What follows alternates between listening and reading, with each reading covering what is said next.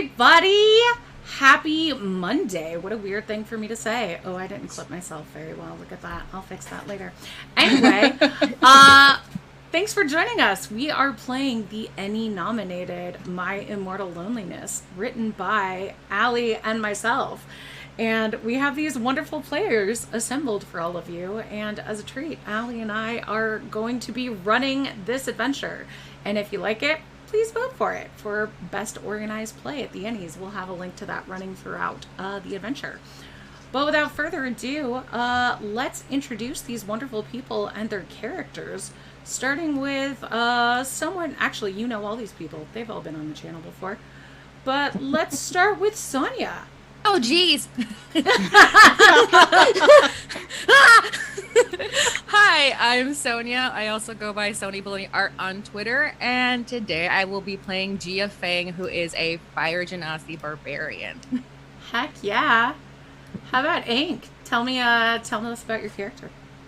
Hi, my name is Ink. You may see me in the chat and on Twitter at the Zepens, where I make art, I do things, and I yell about the degree I'm currently finishing. Tonight I am playing a special character. This is the least edgy character I have played in a long time. Her name is Sandy. She's a 12-year-old half-elf barbarian from the Bellflower Girls Troop 28. Carrie, tell us about your character. Hi, I'm Carrie. You can find me on Twitter as Utrail. I do art and I yell about a lot of stuff. Tonight I am playing a tiefling sorceress named Torment Dywell. She's full of knives, just so many knives. This character can fit so many knives in them. Yeah. That's not a good thing. I was gonna say, that sounds like a thing that you would say about a person. I know. Christina, tell us about your character. Hi everyone, I'm Christina. I'll be playing Dyrus. He's a grave cleric tiefling who is convinced that the end of the world is upon us, and so he's out spreading the good word of the apocalypse. And I use any pronouns. You can find me on Twitter at D20Xtina. I'm in the chat as Xtina Smash, and I'm a writer person too. Zan, why don't you tell us about your character? Hello, I'm Zan. I am playing Val Raven, Fire Genasi bard, very flamboyant glamour bard, always properly dressed, always has a smile on his face, and can never turn down a bet. Oh, in no way will that become important. And Alan, tell us about your character. Hi, I'm Alan Johnson. You always save me for last, I've noticed. It's because you're the most important. Okay, well, hey! I am playing War Turtle Darkshell, who, as the name implies, is a warlock turtle, who just at the tender age of 150 is learning that you can be emo no matter how old you are, and is ready to do so. Yay! So, this adventure was written in segments by Allie and myself. And actually, Allie, why don't you introduce yourself? Oh, yes. Hi. Hello. I'm Alice Lentic. You can find me on Twitter at The Useless Bard. I write, and I am a professional GM, and I do all kinds of other stuff. This is the first time I'm running a game live on Twitch, so I'm very nervous. Please be nice to me. Yes, that's me. That's who I am. We have a nice team here. And yeah, so you all, for whatever reason, have come to Willowbrook because were you playing this in the full trilogy, you would have been summoned to eradicate an unholy monster. But some of you are here for other reasons, and with that, I will let Allie take it away. All right. Okay. So the small group of you have come to Willowbrook for really whatever reason you want. Some of you may have gotten a request to help out with a certain dangerous situation that the town is going through that they think they need, powerful adventurers to come in and take. Some of you may have just wandered into town or come here by accident. But Willowbrook itself is a kind of a quaint, small town on the edge of a large swamp. There's kind of like a shadow hanging over it as you walk into the town on a kind of dirt road. You can see that there's is mostly plain packed dirt, and most of the buildings are kind of damp stone and some board that kind of look like they're a little bit swollen and mildewy with all of the damp that comes from living next to a swamp. The couple of villagers that kind of spy you guys walking into the town in groups or alone kind of regard you with some curiosity and maybe a little bit of suspicion. It seems like they don't get a lot of visitors to this town, and they don't really take too kindly to strangers just kind of wandering in.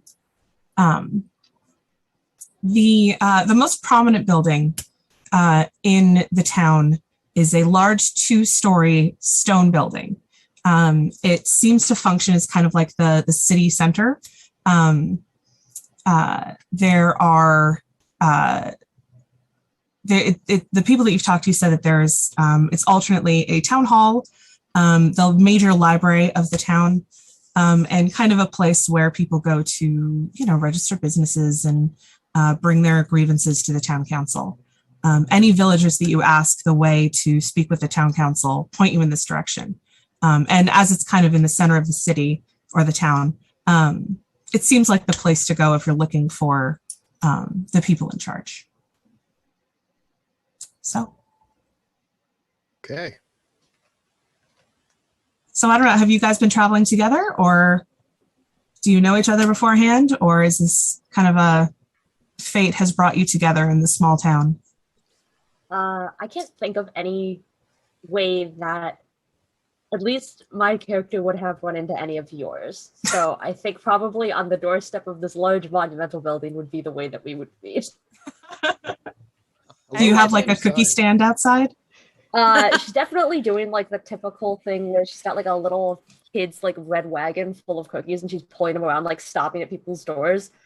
And everyone was like, go to the building. And she's like, oh, that's a really good idea.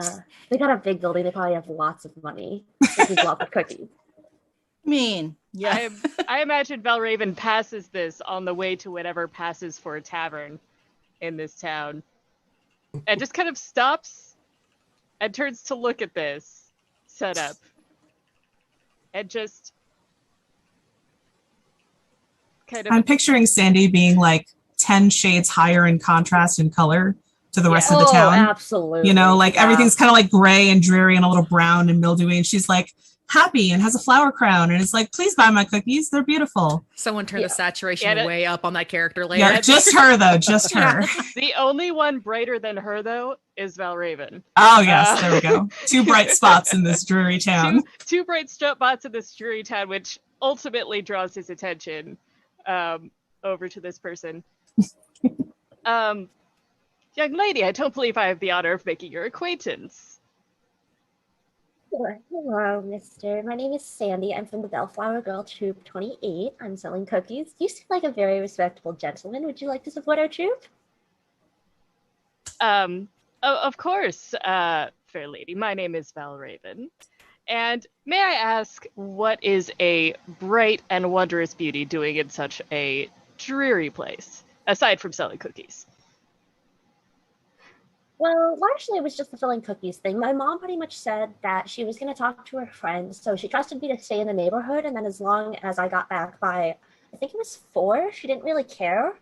It's kind of hard because my younger brother likes to run around a lot, and my mom finds it hard to watch me and him at the same time, especially when I've got the whole cookie thing going on.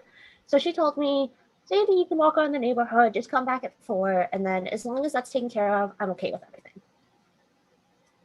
Why is this not the Meadowbrook area? Oh, it is. It's just and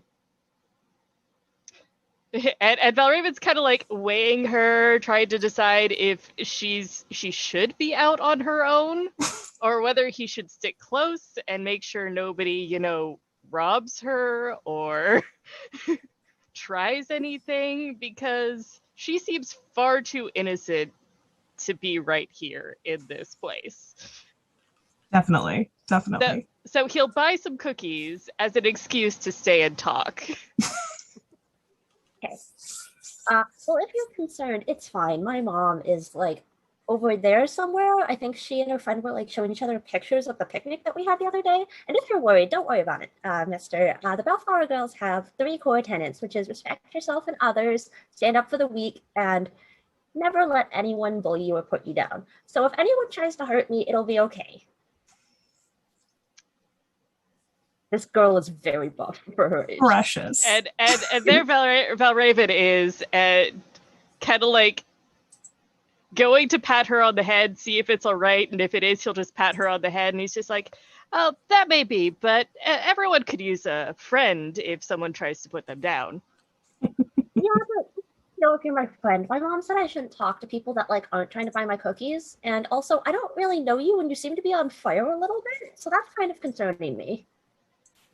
Valraven looks affronted, and he's just like, well, I have bought some cookies. And, well, your mother is right to be suspicious of people. And he's kind of thinking to himself. It's just like, if I was my mother, you would be in trouble. But since I am me, you'll just have to wait and see what I do. And I shall prove myself through my actions. And if you try to harm me, I am going to warn you right now, I will not hesitate to defend myself. He's like, as you should. Good. Good to know we're in agreement about that. So, just out of curiosity, what are you doing here? Oh, well, I had a bit of trouble in the previous town I was in, and I needed to travel some of the lesser known paths for a while. Like, is it like a criminal thing? Oh no, I generally stop criminals, but they don't tend to like that. Oh, so you're like a cop. Especially when you make off with a lot of their money, they tend to really not like that. So you're like a criminal that robs other criminals. Oh, of course. Like a Robin Hood thing. I tend not to give most of it to the poor, unless they absolutely need it. Well, it's money, like, it's different if you, like, need it for stuff, but if you're just holding on to money, like, what's the point of holding on to it? If you're not gonna buy anything, are you? Oh, well, I tend to buy things that I need, and things that my friends need. I don't hold on to it just to have it. That would be silly. I mean, yeah. My dad says a lot of people hold on to money, and it doesn't make any sense, because then they can never spend much money in their entire life. But then again, my dad also says that those people worked for that money, and they deserve it. So I don't really know what my dad believes in. Capitalism. Anyway, what are the rest of you guys doing? Have you stumbled upon the scene in the village square, or? I can say for his part, War Turtle is slowly ambling towards the building, but he is very clearly taking his time. Just very good. What are the rest of you? Good. Yeah. Torment is probably ambling her way towards this building. She has like a note in her hand. Like she just is kind of like, she keeps looking at it and then looking around and then looks back at it. Can't tell if it's like a map or maybe some kind of note or letter or something, but yeah, she's just kind of like making her way towards and kind of stumbles upon this. And she is like a magenta colored tiefling with like these like short black hair. It's kind of like almost like French curls like off the side, and she I'm trying to imagine her.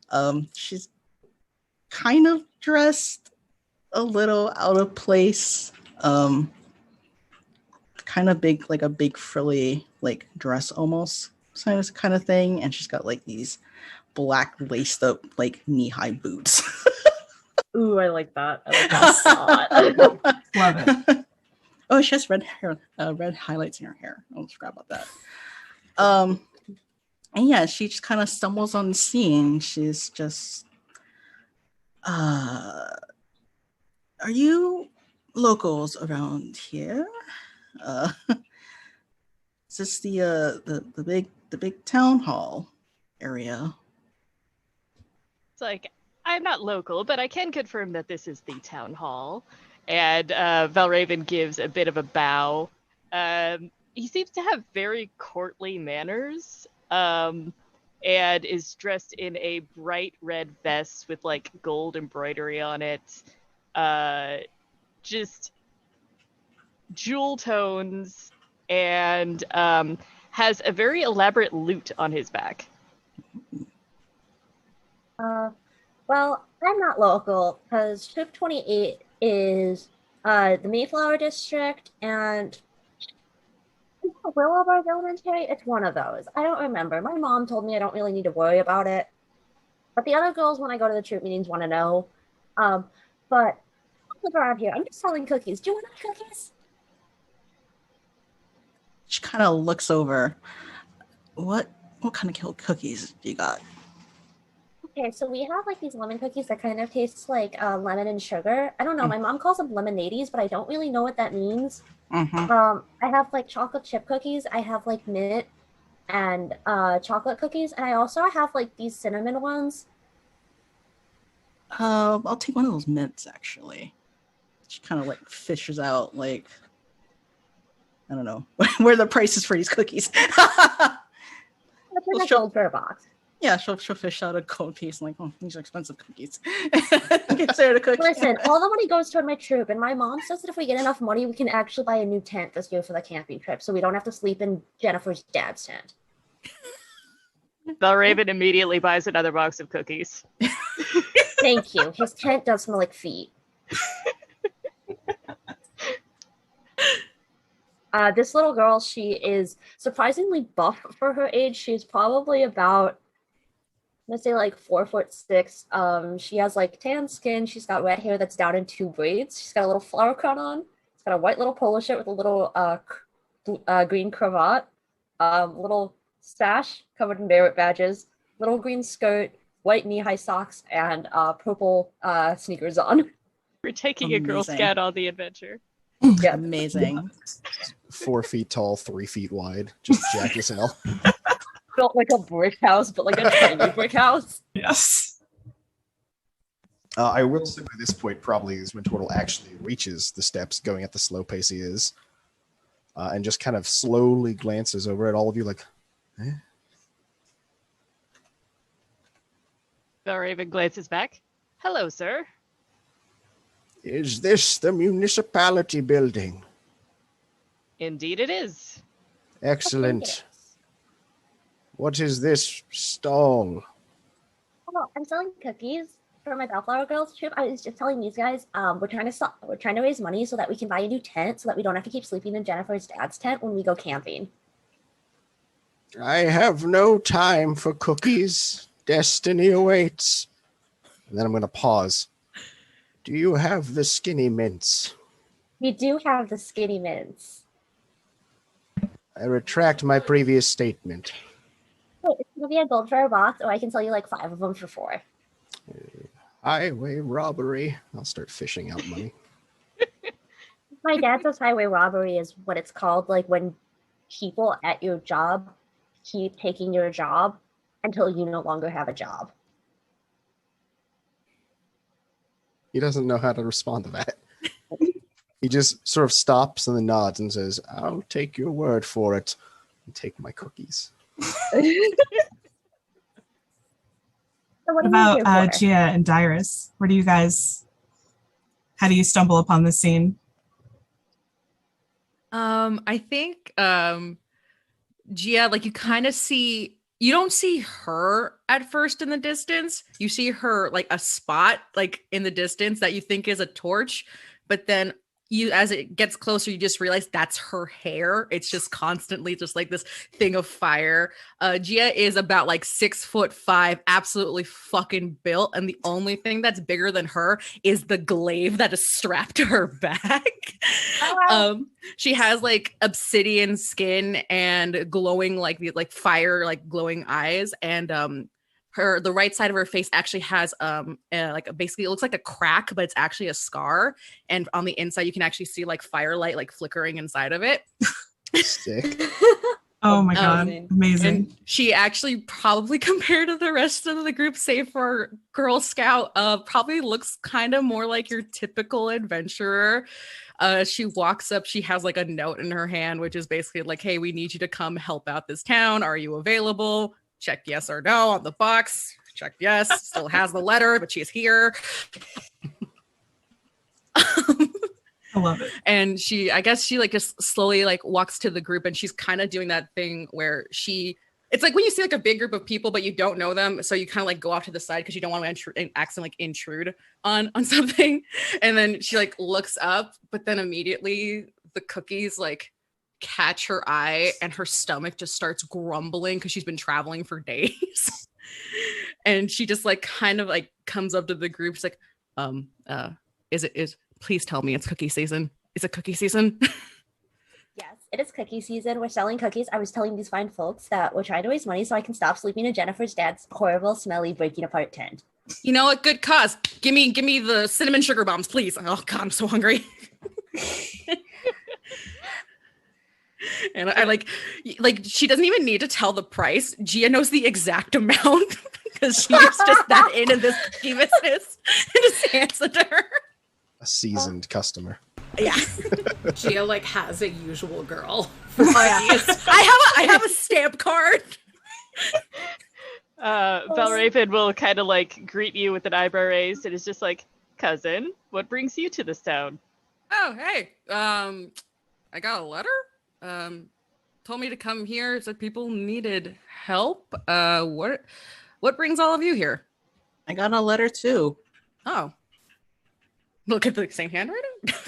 and Valraven's just like, oh, what sort of help? Not and just kind of like looking for the letter to make sure that there's no references to any gambling bards that might have a bounty on them or something. That's actually right here. Hem. Not just that people needed help, so yeah. Something about a haunting or something. I think it's the same handwriting actually. It was like one of those masked like sent out things to like everyone. Giant stamp. Oh god, no. The darkness called to me and summoned me here. Also, I received a letter. And I hold up my letter. Gia 100% starts looking for the signatures that just says the darkness. I'm like, where is it? Your letters are actually signed Sinestra Travalry. It's just that, and they're just like, we're having some trouble in our town. We're asking for any prominent adventurers to please come and help us with this this nightmare that is infecting our town. And Valraven's just like, well, this trouble that they're talking of absolutely did not involve me because I just arrived here, so I can help out with this. There we go. Perfect. Nice. War Turtle is already ascending the steps like slowly, like very slowly. He's about like the 5th step now, so. You guys you can hear the sound of like people talking inside, even from outside. It sounds like some of them their voices are raised. They might be like arguing or something like that. Dyrus, how are you coming into the scene? If it's all right, I'm gonna just step out from the shadow, and I've been here the whole time. Oh, Jesus. Perfect. Yes. Do you have lemonades? Do you have lemonades? Yeah. Do you want some? Want is a really strong. Yeah, I guess. Yeah. They will not ease your pain. I know. Speak for yourself. She's eating. But you know what? We only have so long on this earth. So you might as well eat lemonades while you can. Amendments. I just want to say I started with 10 gold. I'm already at 16 because y'all keep buying the shit. You're gonna come back a lot more if Gia has the money for it. Say, screw the tent. She's going to Vegas. Yeah, it's just going to become like you guys are going to become her bodyguards, and you're just going to travel from town to town selling cookies. Yeah, that's just what's going to happen. That's what this adventure's about, right? Yeah. Exactly. Yeah, selling cookies. Vote for us, please. Next thing we know, instead drama, of a tent, cookies. we all get a trip to Disneyland because Exactly. we've sold so many cookies. Yeah. Disneyland, don't sue us, please. Sorry. Get everything at the Scholastic Book Fair. I'm sorry. I'm sorry. In this world, it's Mouse World. Mouseland? Mouseland. Staffed entirely by rat folk. Love it. So you guys can hear the sound of arguing inside. It's kind of hard to make out the like individual voices, but it sounds like maybe like 3 or 4 people having like a heated argument somewhere in the building, not too far from the entrance. Oh yes, I want to listen in on this before I walk in on it. Okay. What is your passive perception? Let me check because that was one thing that I believe it's 13. Okay, you can kind of hear a faint understanding of what's happening. You hear like kind of 2 voices that you think are probably female and one that might be male, arguing about letters that have been sent out, apparently. One of the female voices is kind of rather curtly saying that we needed help and this will get us help. We don't have a choice. We have to fix this. The male voice kind of comes in and says, well, I think that, if a couple of travelers are disappearing once or twice a year, it's not really a big problem, is it? And then the first voice says, well, but it's jumped up. Now it's 1 or 2 a month. People are going to stop coming to our town. This isn't good. We have to do something. And the final voice just says, well, I think it's a good idea that we hire people, but maybe we should try to make sure that they don't really, we don't want violence or anger to be the solution to this problem. We want understanding and things like that. And the first voice says, we can't argue with a monster. We can't redeem them. We can't do anything like that. If this is a monster, we need to get rid of it. Otherwise, the whole town is going to be gone before we know it.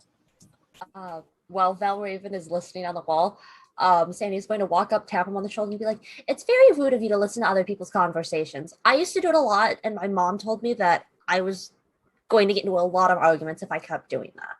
And then she's going to walk up and go ahead.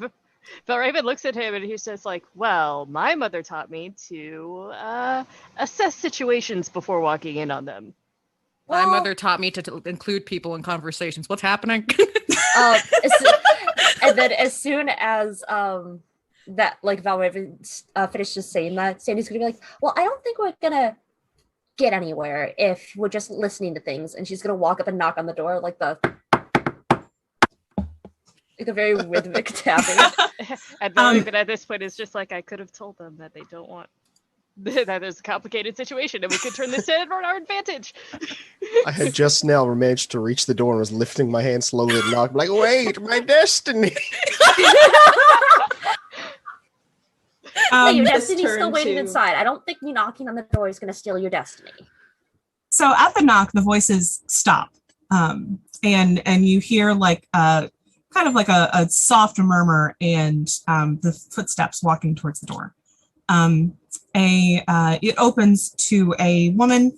She's probably in her like middle age, probably 40s or 50s.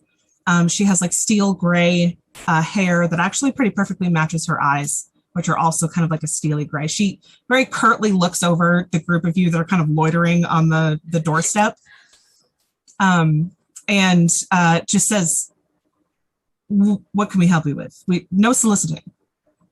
I'm selling cookies. My name is Sandy. Do you have a permit for that? No, but my mom has a copy of it. If you want to see it, I'd have to call her though. Do you have a phone? How old are you? I'm 12. My mom says I'm very mature for my age. Who? What? Where is your mother? My mother's over there talking with her friend Janine. She just starts like looking around and then sees like the rest of you, and she's like, "Who are all of you? Are you here for a reason?" I have a letter. I too have received she kind of a like letter. she lights up a bit and she says, "Letters, yes. Please come in. She She's, holds like, the door juggling- open. and kind She's of- juggling her cookie box. I'm like, got the letter.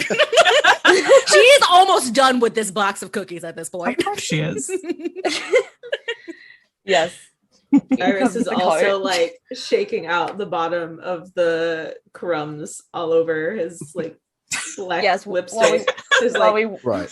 lemon crumbs. It's walk stuck in, to his My Chemical Romance shirt. He's got to brush it off.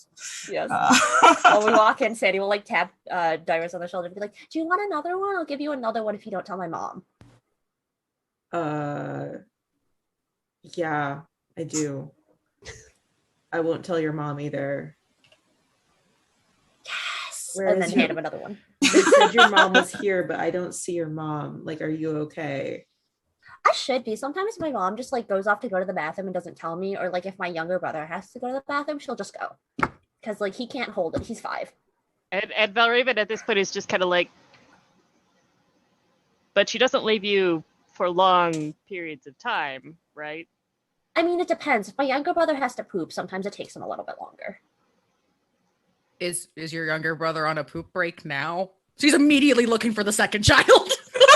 I mean, I don't know. My mom's watching him. Like, Jason likes to get into a lot of stuff. So sometimes he has to, like, run away so then he doesn't end up, like, touching someone's dog or, like, eating some grass. Or, like, I don't know. One time he tried to, like, take the shoe off the troop leader while she was wearing it because he had just learned to tie his shoes.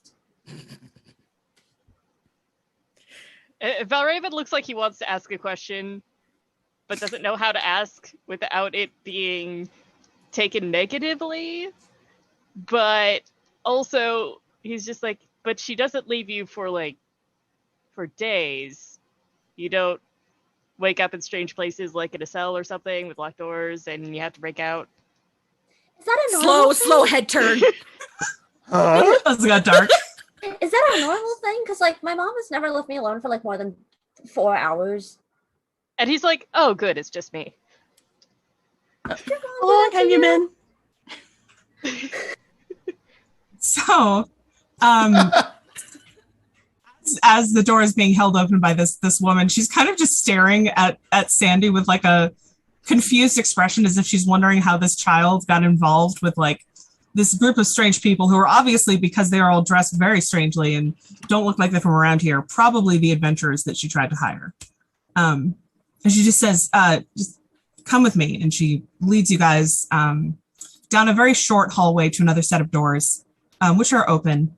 And inside you can see kind of what looks like a council chamber. There's several tables that are kind of lined around the sides of the room with seats on like only one side of them. And there's a big head table with 3 big seats. Standing in front of the head table, kind of still looking like they're sort of arguing with each other, are a half-elf man who looks fairly young, and an older halfling. The halfling is a strong-hard halfling, so she's kind of stout and a little bit chubby. She is wearing the vestments of a priest of Lathander, and she looks like she's kind of like pointing her finger up at the half-elf, who's just kind of like shaking his head and spreading his hands like he doesn't really know how to placate her. As the group of you come striding in, the woman kind of walks ahead of you and says, well, the problem's solved. The adventurers are here. And the other two kind of like stop, and their argument stops mid-sentence, and they look. And the halfling kind of says, Sinestra, I told you we weren't going to hire adventurers. We needed to talk about this. We need to have a vote. There are procedures in this city. Otherwise, chaos will abound. We can't do this. We need to vet them. They need to have background checks. We need to understand that they're not just going to take all of our money and just run away with it. You know, things like that have happened elsewhere. You heard what happened over in the other town in Sweet Creek. They were wiped out of all of their money and goods by a group of adventurers who just took their money and ran. And the half-elf man is kind of like holding the bridge of his nose like has a headache and probably has had it for probably a decade or so. And he just says, Hedwig, you need to calm down about this. This other people hire adventurers all the time and none of them get screwed out of all their money, but we just need to take this calmly and collectively and just make sure that everything is as it was. Sinestra just throws her hands up in the air and says, well, the adventurers are here, so I'm going to hire them. And then if it all works out, then, and she just points her finger at them and they just shrug and shake their heads. They kind of, as a group, turn to the group of you. And Sinestra says, well, we are the town council, the town elders, I suppose, of Willowbrook, Sinestra Travolry, Albert Bumbledorn, and Hedwig Blackwing. The other two kind of nod as they're introduced. We need you to investigate Willowbrook Manor. Investigate the manor. The note only said that there was a problem. What sort of things have been happening? Well, there's strange sounds coming from the manor, and several travelers traveling through the swamps, some just merchants or relatively minor adventurers have just disappeared after stopping in the city and walking through the swamp. The swamp has never been that dangerous. Some of us have lived here for decades and never lost anyone to the swamp, but anyone who goes near that house, they're never seen again. How long has this been happening? It's been happening for a long time, but recently the kidnappings, the attacks, the abductions have been happening a lot more. We think whatever is inside of there is getting hungrier, or I don't know. That makes sense. As the apocalypse gets nearer, things like that get stronger. I'm sorry, it's in your town. That sucks, man. You keep a straight face. They all kind of look at you, and Hedwig, the halfling, just kind of says, "Oh dear, what happened to you?" It's not what happened to me. It's what's gonna happen to all of us. She almost looks like she wants to go over and kind of pat you on the arm and be like, "It's gonna be okay, dear." But then she's like, "No, I'm gonna hold off until I know a little bit more about you." Albert kind of steps forward and says, "The village was once owned by a famous noble family, the Salazanes. They lived here, centuries ago, around the time of the Witch King. But the family disappeared and the mansion fell into ruin. No one really goes there anymore except to travel by and on their way to another place beyond the swamp. But, well, like we said, people have been going missing. And with the area's history of the Witch King, we're worried it might be some sort of undead. None of us here are really equipped to deal with that." That's the letters. Yes. Okay. Sandy's gonna take a second, look like she's counting on her fingers for a second, step forward, and then say in very clumsily accented halfling to the priest, "It's wonderful to meet you. I've never met a priest of Lathander before. Would you like to buy some cookies to support my Bellflower Girl troop?" So you say that, and the other two who don't seem to speak halfling kind of look at each other like, what? But Hedwig's face lights up and she comes over and she's like, "Oh dear, I haven't had cookies in so long. So what troop are you from?" I will keep speaking in halfling and be like, it's Bellflower Troop, and then, because she doesn't remember the word for the number 28, she's going to say 28. My granddaughter is part of Troop 146. Usually she gets up here to bring us some cookies right about the time of the season, but, with travelers disappearing, we thought it would be too dangerous, but I'd love to buy some cookies for you. She's going to switch back to common and be like, wonderful. I don't know how all the names translate, but I have, the skinny mints and lemonades and, the cinnamon ones. I don't remember what they're called. Do you have the shortbread cookies? Let me check. My brother might have eaten those. And then she's going to, start digging through the stuff. She's kind of sitting there, almost like, yes, I'm getting cookies. She seems very excited about this. The other two counselors are just kind of like, all right, well, anyway, can we hire you to go look into this thing for us? Of course. I will not speak for the others, but we must face the darkness in this house and face the darkness in ourselves at the same time. And Belraven is looking from War Turtle and there's and just well, someone has to cheer this group up. And it'll just be like, we are all very capable adventurers that can take care of this problem easily. So they nod and Sinestra says, you will be compensated for this journey, whether you solve it or not. We know it's dangerous to head out to an unknown place and potentially put yourselves in mortal danger for what basically amounts to a bunch of strangers, but we are appreciative of it, and we will compensate you. It's no problem at all. This is what we do. We are professionals. Hey, so I found one box of the shortbread left, and if you're willing to fill out a form, I could definitely use this for my Explorer badge. Yeah, of course, she says. Yes, wonderful. And she kind of goes over to the table and opens up a small, kind of leather pouch that she has there and takes out two, small vials. She kind of looks around at all of you and then hands them to Valraven and says, holy water, in case you run into any undead that are too dangerous to deal with.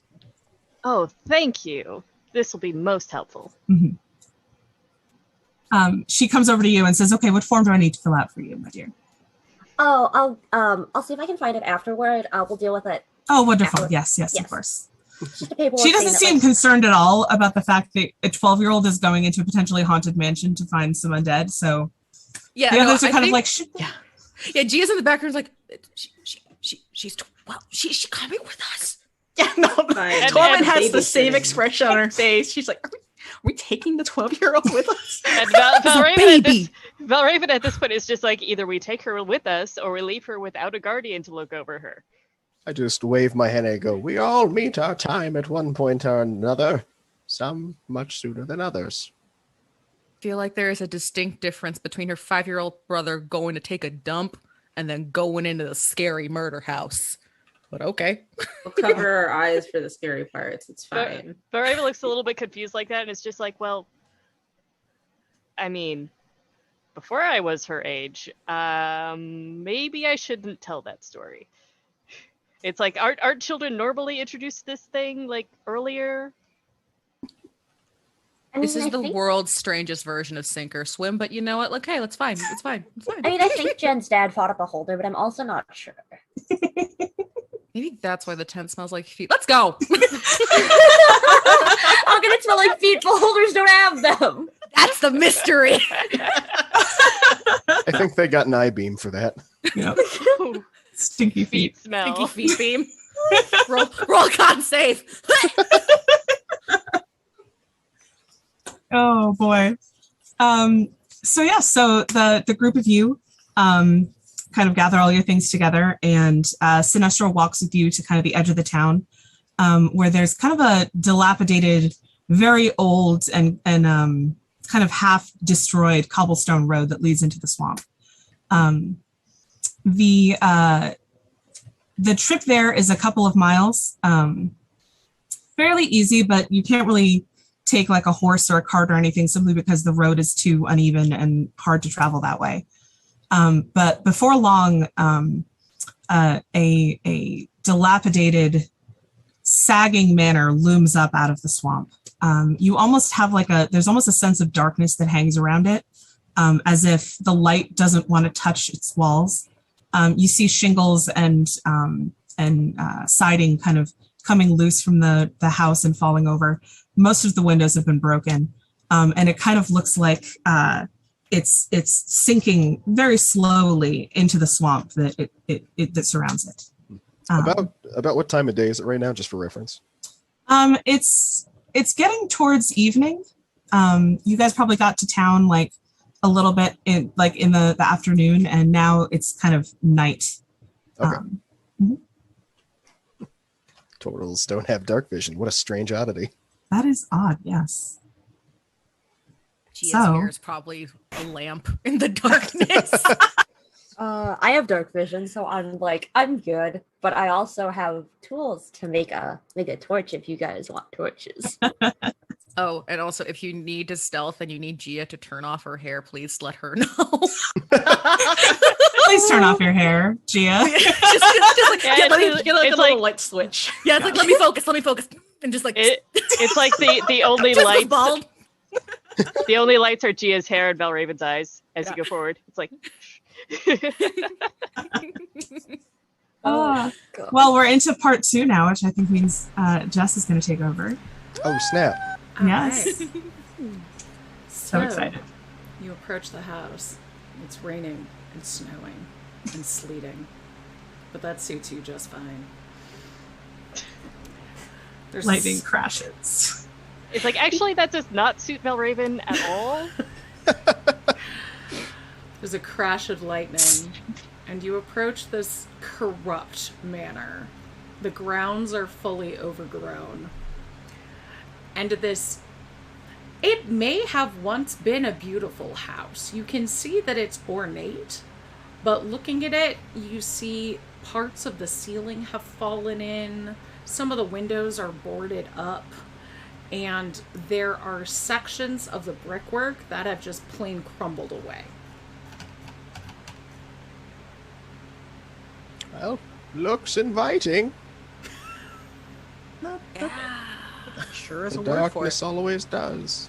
Val just looks a little bit disgusted, but then also looks absolutely disgusted at the weather outside. It is just like, I'm going in. Yeah, Sandy's absolutely gonna follow Val up like the path and be like, do you think the people that live in here have someone to take care of their lawn or something? Because it seems like if they did, they probably got fired a while ago.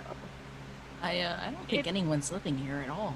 Yeah, it doesn't look like the people that used to live here anymore.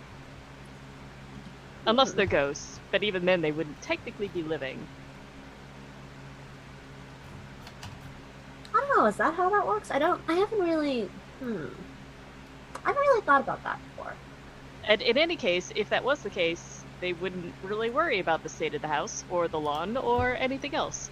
I mean, I guess not, but also, my dad says that the house is like the first thing people notice when they come to visit you.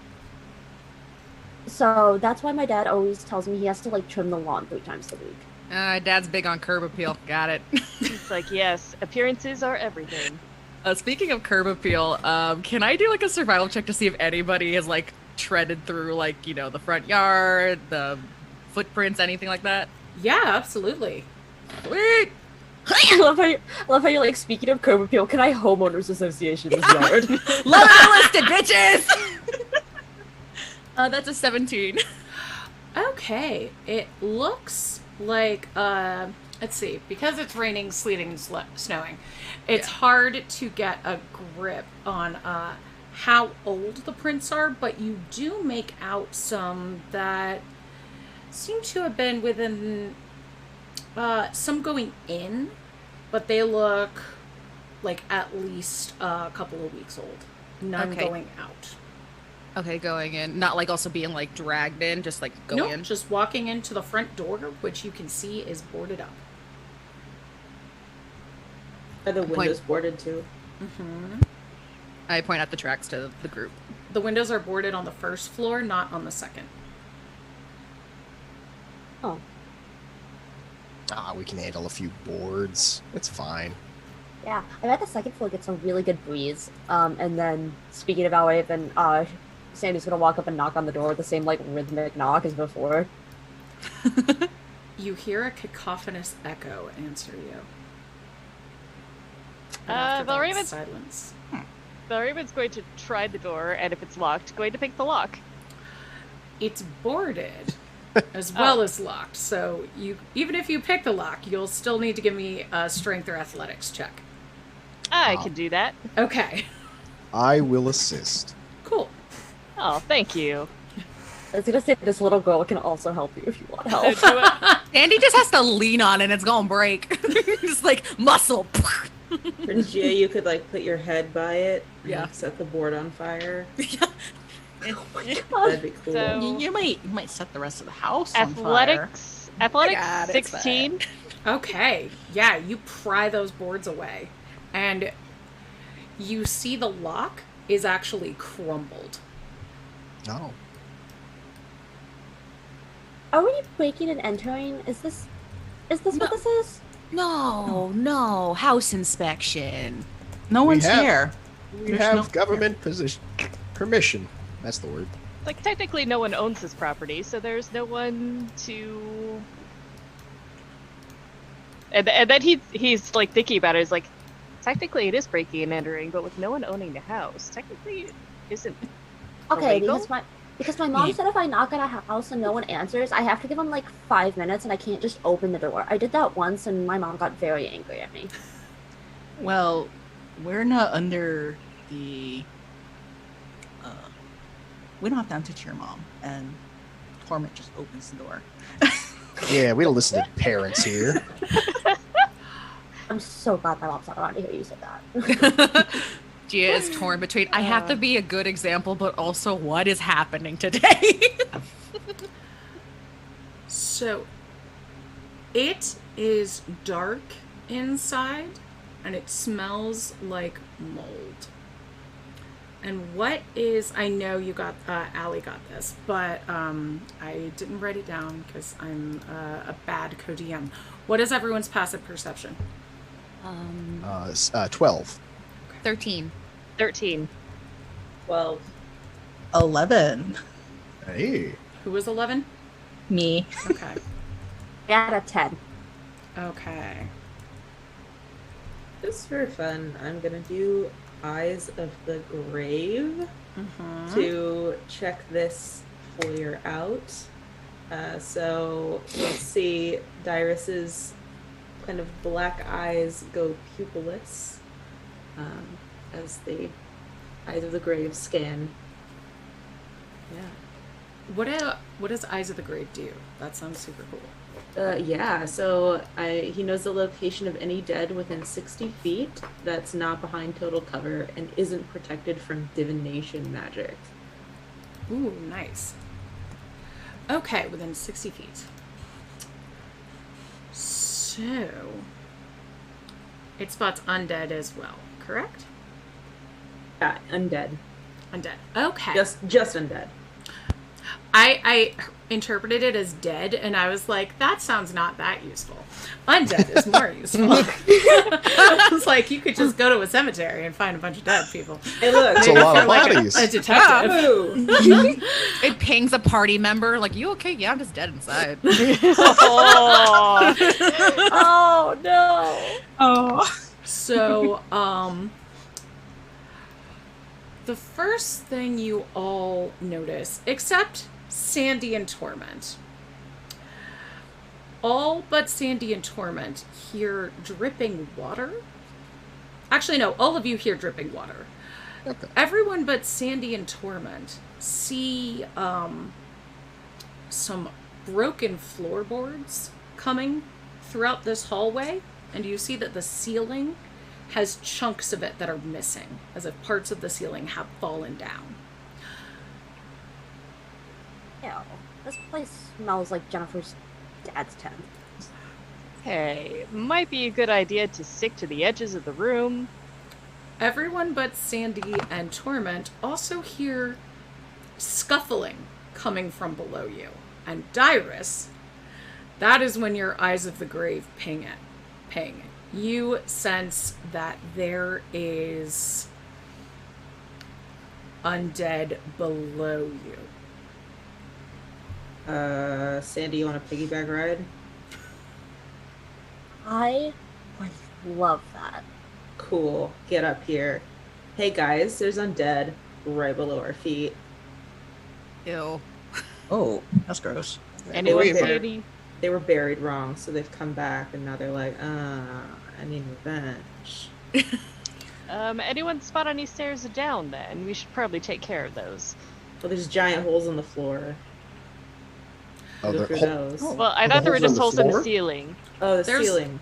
There are gaps in the floorboards as well where they've rotted through. How big are these gaps? And Yeah. looking around you, notice some brass human arms.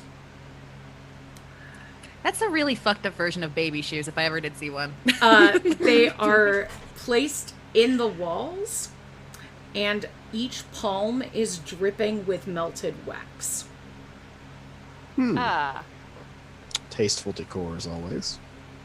There's There's one some that's really like a cool middle Halloween finger. decorations. Oh, sorry, go ahead. No, go. You're good.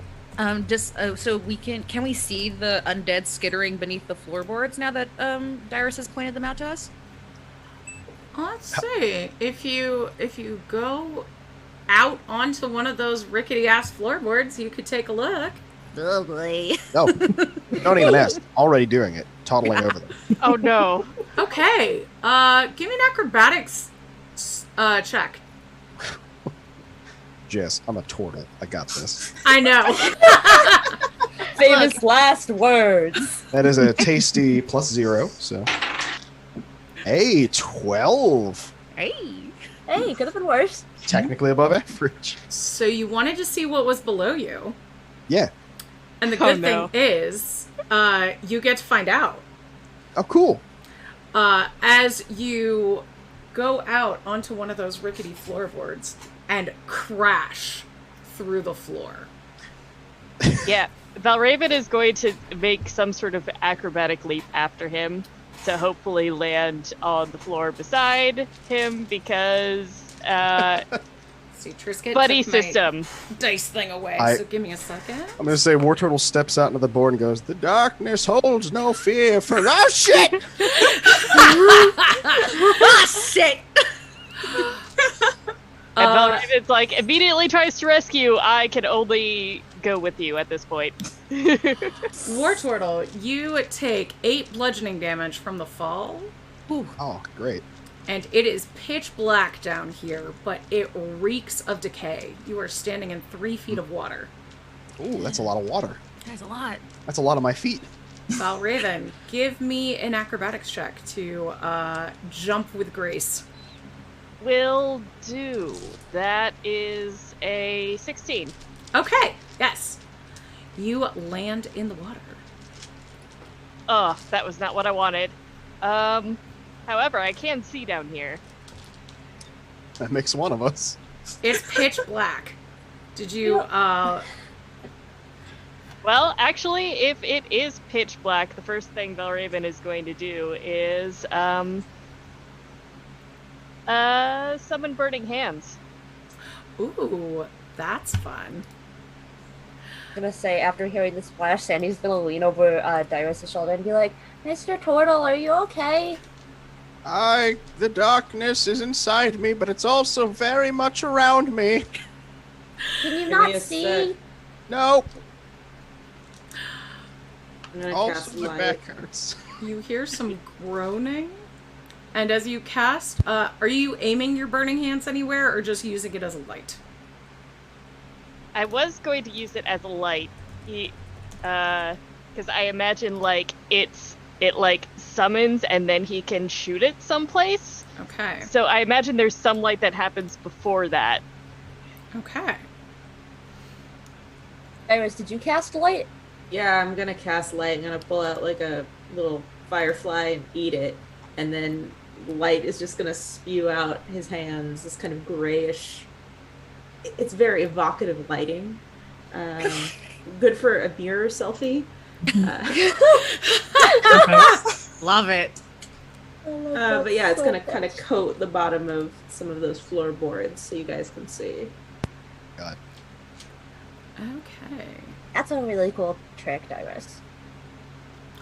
Thanks. Guys, everything okay down there? So right now You're there are not only dead, are you? 2 people in the pit, correct? Yeah. Yep. The pit. Perfect. Well, down in the Okay. pit, man. So Lawson in the pit.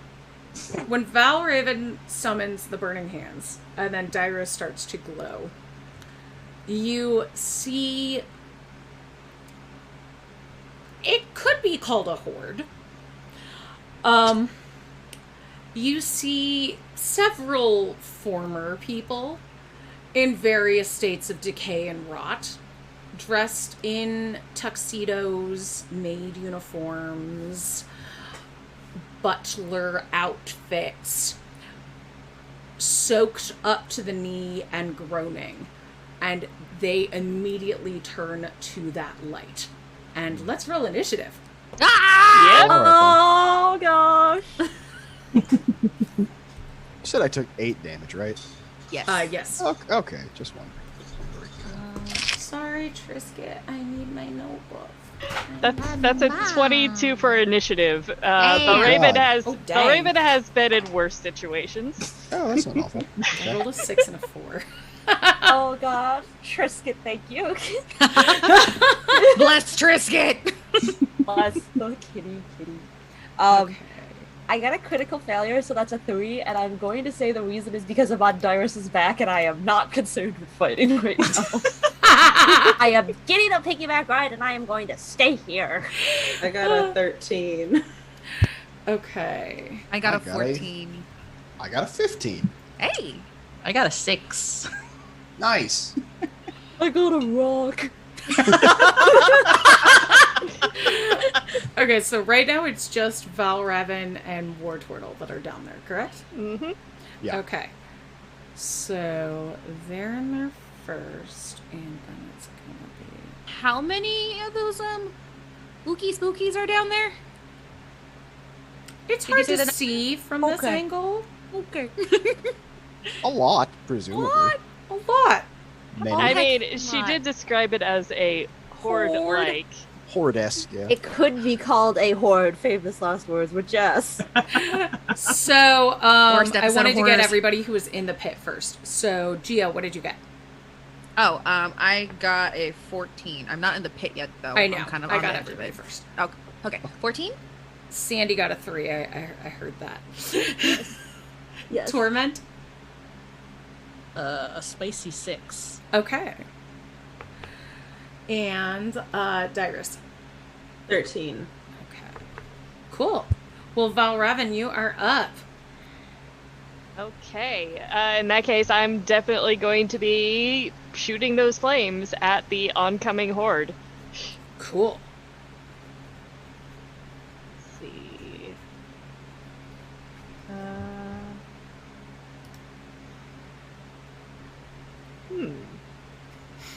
Oh, I was on the wrong thing. Burning hands. Yes. 15-foot cone, and they each need to make a dexterity saving throw. Okay. I'll say you can get 3 in there. Oh, that's a nat 1 for one of them. So that'll take double damage. Yeah. And another one got a 4. And that was a 13, and then the die rolled over. So that is a 9. I bet they all fail. I like to thank Trisket for Yeah, those all rolls. of them fail. Thank you, Trisket. Okay, so Trisket's just over here messing with my dice. If you're new to the channel, Trisket is my cat. It's not just a cracker sitting in her dice tray. so that would be 13 points of fire damage. Okay. And Belraven's going to draw his rapier and then kind of like pat the war turtle on the shell and just say, "You got this. Fight the darkness." And give him inspiration. Hey. All right. I half thought that was going to be like, you got this, fight the darkness, jumps out of the pit and brings Yeah. him down there. Oh. Exit stage left. Bye. Good luck, buddy. I mean, if you hop on my shell, you can probably pull yourself back up. War Turtle, you are up. Yeah, no, I am inspired as hell right now. I got Animal I've Become playing in my head, like I'm ready to go. Oh my god.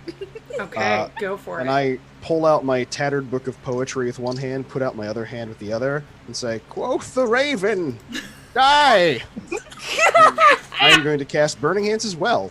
Yeah. Yeah. You guys. No, my hands, my fire's all like dark and like.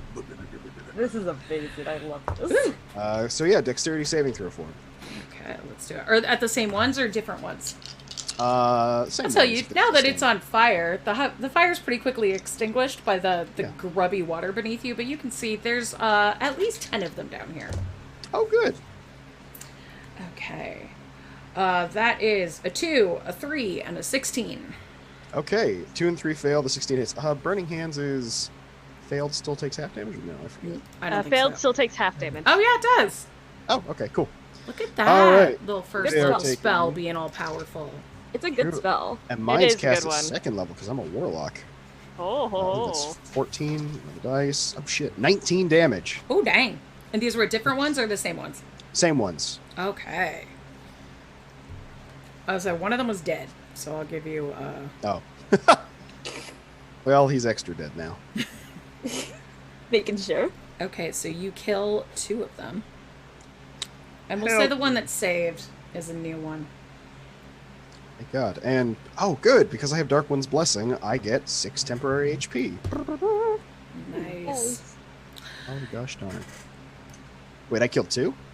Yeah, you killed 2. 12 HP. All right, and that's I think that's all I got. Okay. You hear some rustling behind you Oh, on the fiddlesticks. walls, but you don't... Nothing really happens. You just know that there's something funky on the walls. And then I'm going to let everybody else... Actually, you know what? Yeah. Gia, what's up with you? Oh boy. I kind of like hear everything that's happening. It's like, am I coming down there or do you guys want out? we could use some assistance. Okay.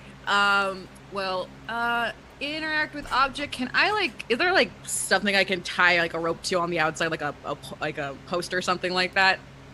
Because I would like to tie a rope, basically toss it down the hole before I jump in, so we have a way to get out if things get too bad. Sure, there's like a moldy, decaying banister. Oh boy, I'll take that risk. That'll be reliable. It's Yup. probably fine. Yeah, it'll be fine. Fine. Okay, so I'm gonna go ahead, tie a rope, toss it down, and I'm gonna hurriedly make my way downtown, walking fast. Okay. As fast as I'm homebound. Yeah, it's very And- 2000s emo of us. Yeah, oh yeah, you can get down 100%. there. Okay, and then I guess first undead. Bonus action. I would like to rage. Okay. Let's see. As you climb down that wall, the centipedes on there are going to get an opportunity attack on you. The what? Let's see. So, does a 19 hit you? I mean, yeah. Yuckies. Yuckies. Icky.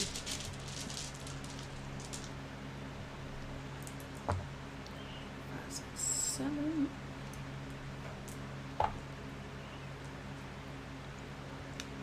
$12 piercing damage. Oh wow. God, those are some buff peds. Yeah. Okay. Throw your peds. That's before I rage, so that's not halved. No. Now you can rage. Huh? Said now you can rage. Okay, yeah, I get bitten. Like, okay, what the fuck? And, Anyone that's actually down there with her can see that all of a sudden, so her skin is actually, if you look close enough, it resembles obsidian, and around the scar you actually start to see her skin crack, and as she rages, her skin cracks to reveal more of that like fiery glow inside, and her eyes have pretty much gone like hot yellow white. That's really cool. Hell yeah. Valraven gives that a low whistle. Oh yeah, her hair has actually gone like a little bit like Super Saiyan a little bit. Oh god, Love it. Oh, And I I love would her. like to hit the first undead that's within my grasp. Go my for lady. it. But what about the peds, bro? Fuck the pizza man! That is a 24 to hit. Yeah, that'll hit. Okay, where's my d10s? I don't know how to pull. I don't know what dice look like anymore. Dang it. That's 8 points of slashing damage. And Okay. then I Are you already used hitting? Yeah, you will hit one of the injured ones because you said Yeah, I'll the hit one. closest one. Yeah, and I think that will be my turn because I use my bonus action to rage. Okay. Dyrus, what's up? So I'm gonna look down into the pit as best as I can with Sandy on my back, and I'm gonna point at the undead, and I'm gonna say, "Turn away," and I'm gonna use Turn Undead. Yeah. Oh, that's so cool. Yeah. Thank God. So You can thank 5. Kellimbor for that. Of course, it's Kellimbor. Who else would it be? No one else. So they all have to make a Wisdom saving throw, and that DC is 12. And 2 of them any- got a nat 1. Thank you, Trisket! Biscuit, come through! Let's see. One of them got a 2, which means it's actually a 0. One got a 4, and another one got a 14. Okay, so one I'll of them take it. is not turned, but all the rest of them are turned. They're frattened. Get out of here, dead people. And that's fine. Okay. And now Torment. What you gonna do?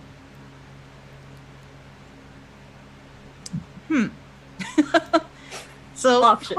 we got options. We're looking.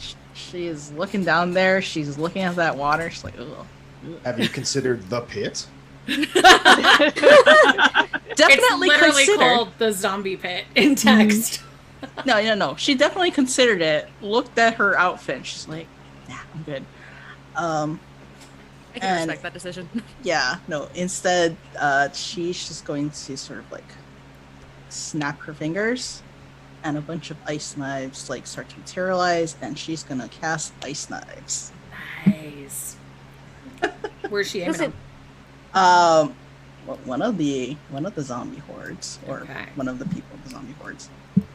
I was gonna say, there's a joke in there about something like the outfit and respecting the drip, but not wanting the drip to get wet. There's a joke in there somewhere. Let's see.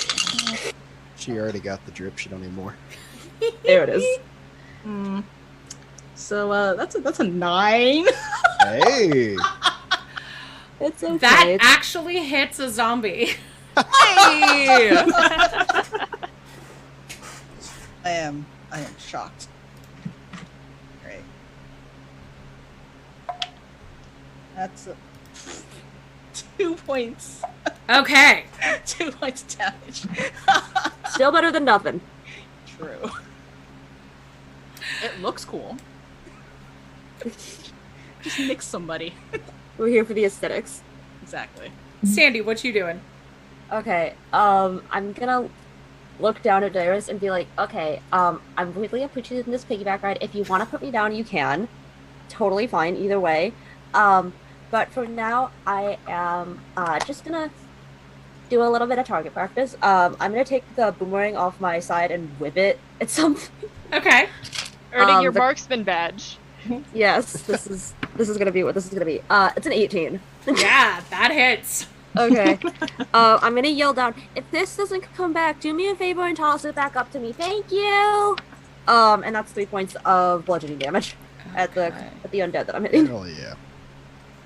Okay. Anything else? I think that is all I have. That is all I have at the moment, yes. Okay.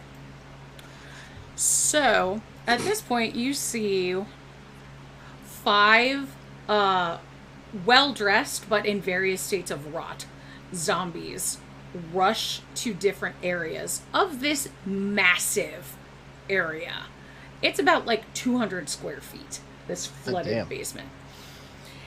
And only one of them is left. And let's see, who did the most damage to it? Is anybody? Yeah, well, you were the first down here, and you know what? This is a really hungry zombie. So you see this one uniformed fancy zombie slosh towards War Turtle, like dead flower in his lapel, and he's holding what may have once been a feather duster, and he's gonna go to smack War Turtle with it. And does a 16 hit you? My dust. What's my AC? Oh, get fucked. I'm a turtle. 17 AC. So you just get brushed with feathers as this zombie goes "Rah!" at you. Goodness. He really called you Dusty. And then we're back to Valrath. Okay, so most of our enemies have now fled. They're just standing in the corner, chewing on their hands. Okay. And other cleaning implements. Did it look like the flames did a lot of damage? It was a powerful spell, but it didn't look like it did any more damage than you would have expected it to. Okay. In that case, just gonna use my rapier against this one zombie. Okay. And I'm gonna attack. Go for it. That seems like the thing to do.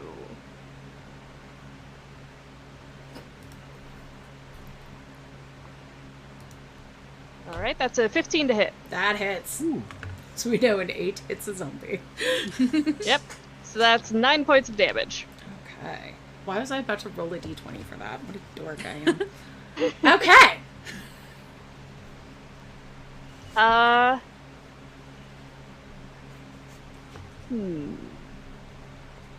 I'm just wondering if I should give my cousin a little bit of inspiration.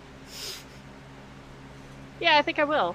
Yay. It's just like, well, cousin, you're sure burning brightly tonight. Thanks!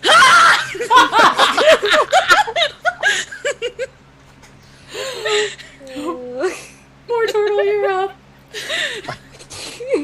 You're like, that scared me. Just like, oh god.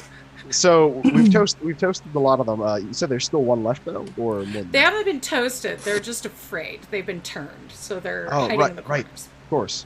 God, you see some centipedes crawl down over some of their faces. No! Yucky. How long are they turned for? I forget. A time, presumably. Do I see any way? Some amount. An amount. Do I see any way, like, out of here from other than the hole we just dropped down from? I dropped a rope, so there is a rope dangling through the hole. Right. Dangling. If you want to trust it. Yeah.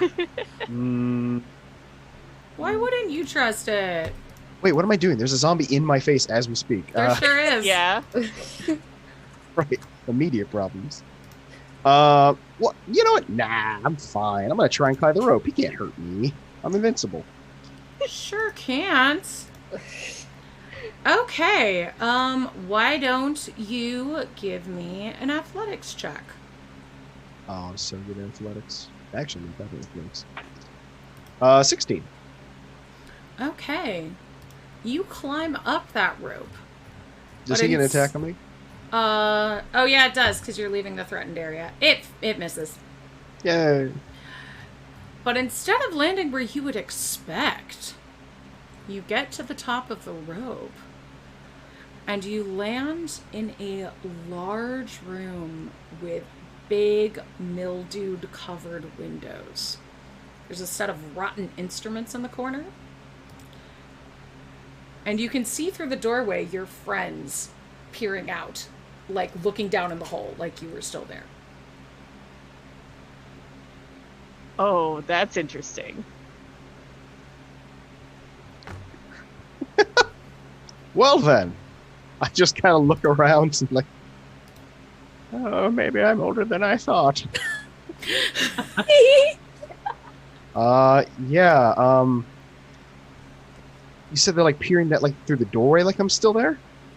They're still looking like down, like you came out in a different room of the house. Right. Oh, okay.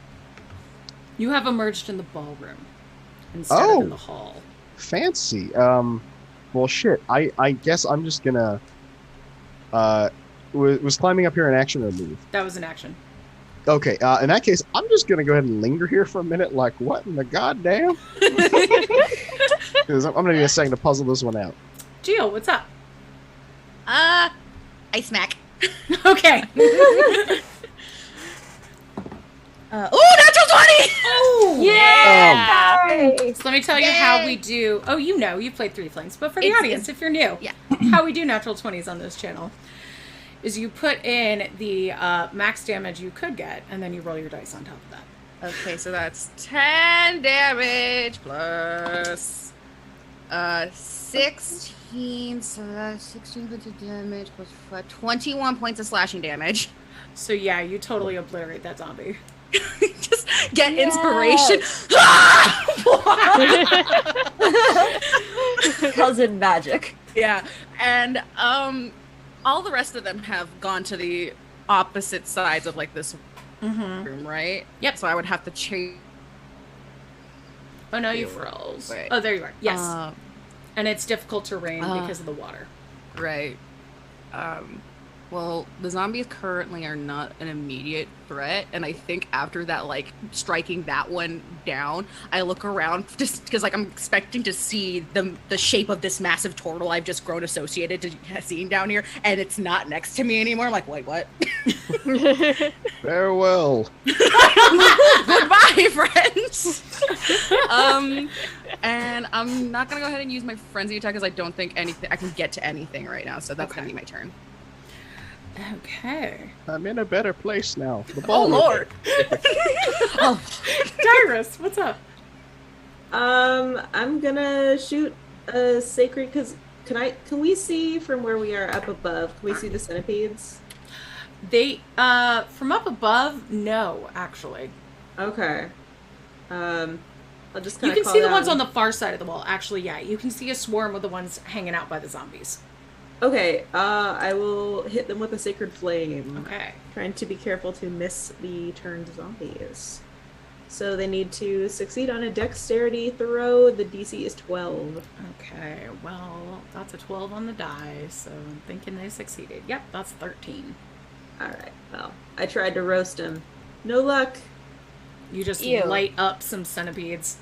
Ew, make this place smell better than it already has. Yeah, great idea. Don't you like barbecue? Aren't you like an outdoorsy person? But the centipedes just skitter around. And again, they're going to hold their action until somebody goes near a wall. Torment, what's up? Oh, geez. Well, I'm also still on top.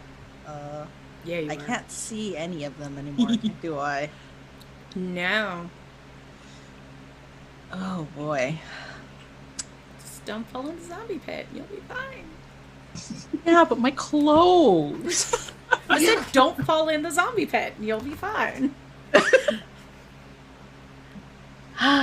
Well.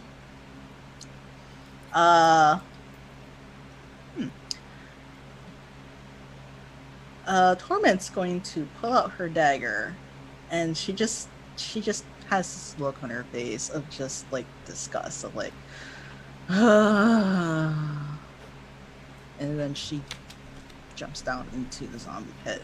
Yes. No, the pneumonias, the creepers. Can't see anything. Welcome to the pit. Give me an Enjoy your athletics stay. check to land gracefully. I mean acrobatics. Can I help with that? Yeah. Sure. How are you helping from inside the pit? Valraven would actually probably try and catch her. Oh, okay. A gentleman, I see. Oh yes. So is that with advantage? Yes. Okay. This one. Oh yeah. So that is a dirty 20. Oh yeah. You land in the arms of Valravin. Yeah. A little bit of a spin. In the arms of. Val was just like, "Oh, nice of you to drop in." Oh, thanks. Thank you. No, I might she attack was- Valraven just for that pun. A little bit of a spin. Like everyone's like all the other little creatures are kind of like running in corners. Mm-hmm. All right.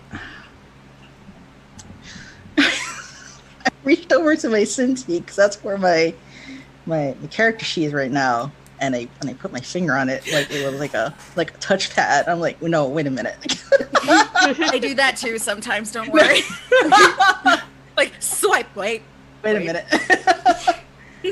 And she is going to sort of like make a little flourish with their hand and cast Firebolt at one of them. Oh dang. So they're all turned. So if you cast a spell at them, then that one will become unturned. Is that how it works? Okay. Ooh, that's pretty good. 25. That'll hit. Which one are you aiming at? You have 2 that are injured and 4 that are not. One of the injured ones. Okay. Ooh, 10. Okay. There you go. 10 fire damage. Then I'll say one of them goes down.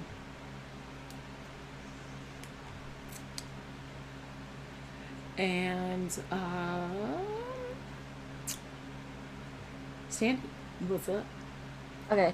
Sandy's gonna tap Darius on the shoulder and be like, I think I'm gonna have to go into the pit, but this was nice. If you want to offer me a piggyback ride again later, I would really appreciate that. And I'm gonna use, I'm gonna try to do athletics to try to flip off Darius's back and land in the pit. Go for it. Yay. Swan dive. Yes. Can Valraven try and catch Sandy too? Yeah, go for it. Okay. Yeah, you just hear Darius. I was gonna say, I got a "Incoming!" 17. It's not that bad. Like, Oh yeah, you're fine. I have a +6 to athletics. It's okay. Like, but still. Yes. You're good. Yes. Well, thank you, Darius. Thank you for the effort, I think. Appreciate it. Anyway, what's going on down here in the pit? Gia's just screaming. Okay. Gotta say, Captain, it's fucked It's like up. there are just some undead over there. Most of them are turned right now. We're just going to take care of them before we leave. Okay. I'm gonna also, if I can grab my boomerang, I'm gonna pick it back up. And that will be my turn. Okay, it is in the water. Oh, Okay. Yep. 3 feet. Gotta dig for it. Yeah, it'll Okay. take you some time to search for it. Give me like an investigation check to find that boomerang. Oh, yay. That's a thing that I'm awful at. That's an 18, actually. Okay. I rolled a 19 and -1. Not bad. Yeah, Thank you you. can find that. Okay, cool. And the zombies are still scared, so they're gonna continue hanging out in their corners. Okay. Nice. Sabelle Yeah. Raven, what's up? Like how you all had the opportunity to escape the pit, and only Oh, one yeah. of you took that. Yeah. They didn't live this long staying in pits. It's like, and now there are more people in the pit, so Val's going to just charge in and attack one of the injured zombies. Okay. Party. What can you say? Go for Hit it. Party. So, just going in with rapier. I believe that's 17 to hit. That'll hit. The whole thing with jumping in the pit, I just realized we just answered the question of if your friend jumped off a cliff, would the rest of you jump off The the answer cliff is too? yes. Yeah. Straight into the zombie pit. Absolutely. Yes. I've Your edgy never had friends people jumped off. stay in the pit in this adventure. They usually grab the person who fell in, and then they're like, "Okay, you're out. Let's go." We're not even Jeff, what friends. did We you just met. expect? What did you expect from us? The darkness calls. I must go. 10 points of damage. You are. Anything else, my dear? Don't think. You know, I don't have any bonus actions except for inspiration right now, and I think we're good. All right. War Turtle, what are you doing in the ballroom? You know, that is an excellent question. There's some rotted instruments around here, some shattered mirrors. Right. And just to clarify again, I don't see my friends down in a pit like through the hole. I see them through the doorway. You see them through the doorway. There are a couple other, there's some ripped floorboards here too. You could still hear them. Okay. Like, the pit is beneath the entire house, so you can hear them. There's a couple shitty floorboards here, so you can see them if you peer down. But I can't see them down there. Mm-hmm. Have any of them made any clear sign of also trying to climb up, or are they like, we're in the pit now, boys? From what you can hear, they're in the pit now. If you want to look around here, you could give me an investigation check, but otherwise, you can just be here. Unless you want to go back into the pit. You can go back in. Animal I have become. I'm gonna run onto one of the broken floorboards and dive back down to the pit. Oh my god! They're not climbing up. This is us. Like this is full, like, not like where I climbed up. Like, I know these things aren't gonna hold me. I'm just gonna run straight over them. Give me an acrobatics or athletics check, please. That's a 5. Okay. So you do not land gracefully. Good. That's going to be 8 falling damage. I've fallen and I can't get back up. No, it's all right. My temporary hit points soaked that. I'm fine. Right. I was gonna say, you're gonna die from falling damage. No, this is a tactical maneuver. I'm going to flail around in the water, stand up, and I'm going to Burning Hands the nearest bastard I see. No, you know what? Scorching Ray. Bang, bang, bang. Hopefully I can see someone, because... I think it's lit by Gia's hair down here. Oh, thank God. Okay. Dyrus also threw down some light, too. Yep. Right, the burning boards. Okay, cool. Then, yeah, whatever's nearby, whichever zombies are going towards them, I'm blasting. Do it. Anyway, I started blasting.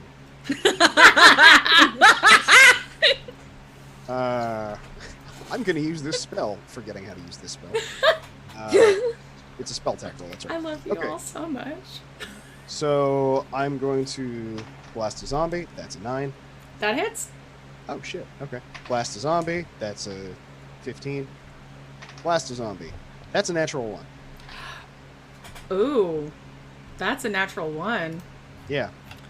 So, guess what happens when a natural 1 happens? Uh-oh. I get to shoot my friends? Actually... You said that with way too much enthusiasm. I thrive on chaos, I'm sorry. Part of the floor starts... Where you jumped in, sure. Yeah. Starts to fall in behind you. Give me a dex saving throw to avoid having some ceiling fall on your head. Suddenly, it seems like a worse idea. That's a 3.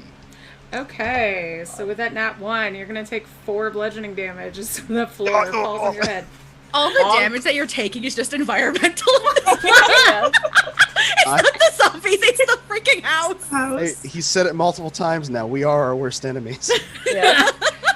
I was like, what's gonna happen? Is the roof gonna fall in, or are we gonna fall into another second basement? Basement 2. Okay. Electric boogaloo. 2 of those hit, you said, right? Yeah. Okay. That's how you know they're super rich. They got 2 basements. First one's 7 fire damage. Second one is 5, so 12 total. Okay, so you light up that first zombie and it goes down. Thank God. More temporary hit points. I need them. And the other one is no longer turned because it is burning. Question. This is just a rules thing because I haven't had this in a while. Do temporary hit points stack, or does like new ones replace the old ones? Oh, that's a good question. I don't remember. I think they stack. I think it depends on how you get the temporary hit points. Yeah. Yeah, because there are some cases where they get wiped, but then also... Like, if you get it every time you have- kill somebody, that would stack. Yeah, I usually have Okay. them stack because I have the same thing that you do because I also play a warlock. Right, okay. Because I know it just says when you kill something, you get 6. So, Yeah. okay, fair enough. Good to know. Cool.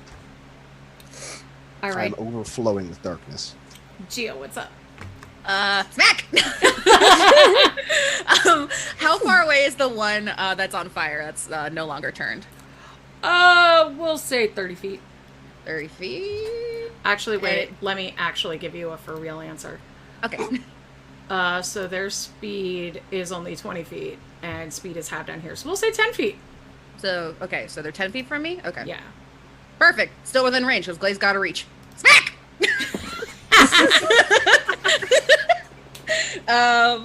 What is, how much, what's the die roll for inspiration? Because I still got that. D6. D6, okay. Oh, I forgot I had inspiration.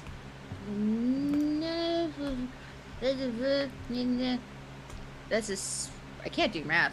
Ooh, wait, what is this? 16! Okay. Still, I remain the only person on this channel who can do mental math. Yeah. I can't. I went to art school, man. Just having a table at a restaurant of art students, it's a goddamn nightmare. We don't get anything done. So that is 13 points of damage. Okay. And then for my bonus action, Frenzy Smack! Ooh, do it. That is a 9, which I think does hit. That zombie goes down. Hell yeah. Oh, wait. Let's see if it can come back up. No, Oh, shit. Roll me some damage. I don't think it's going to come back up. It can't, actually. 8 damage. Yeah, it does. It tries to get up, and it cannot. No, stay down. That's I all. get up.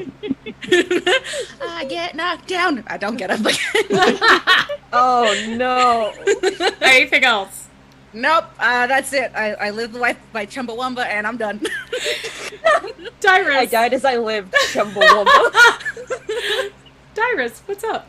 Yeah, so I'm going to resist going into the pit, and I'm going to just hook my feet and flip kind of backwards, Spider-Man style, just with my like torso hanging over the floorboards, and I'm gonna say, "Hey, War Turtle, you're so hardcore," and you get 5 hit points Oh, from a snap. healing word.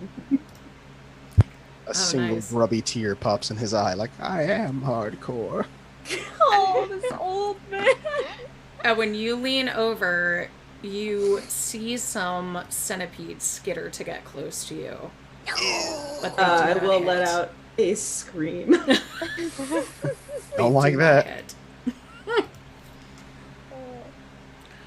Torment. Touch. Hello, what's up? What you gonna do? So there's Oh wait, sorry, Dyrus, did you have another action? Because that was a bonus, right? Oh, yeah, it healing word is a bonus. Yeah. Healing word is a bonus. Yeah, I'm gonna sacred flame the ones that are kind of coming toward me because I do not like that skittery bug stuff. Okay, go for it. So, yeah, dex save. Okay. Ooh! I think they got that. That's 21. Yeah, wiggly little scamps. Oh no.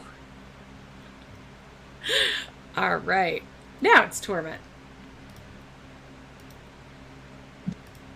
all right.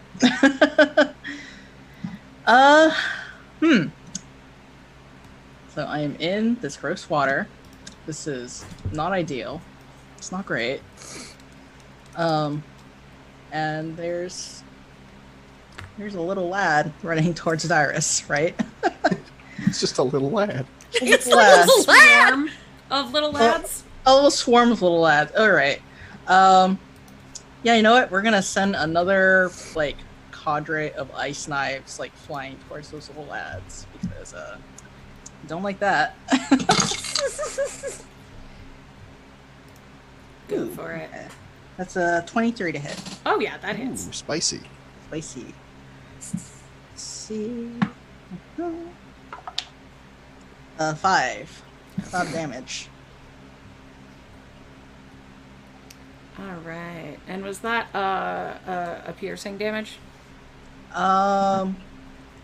I think it's frost. Oh, okay. Damage? No, it is piercing damage. Yeah, because it's a knife. Yeah. So So there's a fun thing I forgot about ice knives. Hit or miss, the shards can explode. Target and each creature within 5 feet of it must succeed on a dex saving throw. Oh, Or nice. take damage. Oh, that's fun. I forgot about that. That is an 11 on a dex saving throw. I don't think that saves. Yep, that is not saved. So they take an additional 2d6. Cold Nice. damage.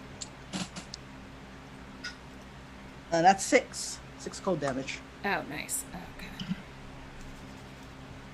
So yeah, when you threw that knife, you look like you got it like right in the center, but a lot of the centipedes seemed to skitter away, so you didn't get as many as you thought. But with the explosion, you were like, there we go. Yeah, that was there as we it go. should be. All right. And then, Sandy, what you gonna do?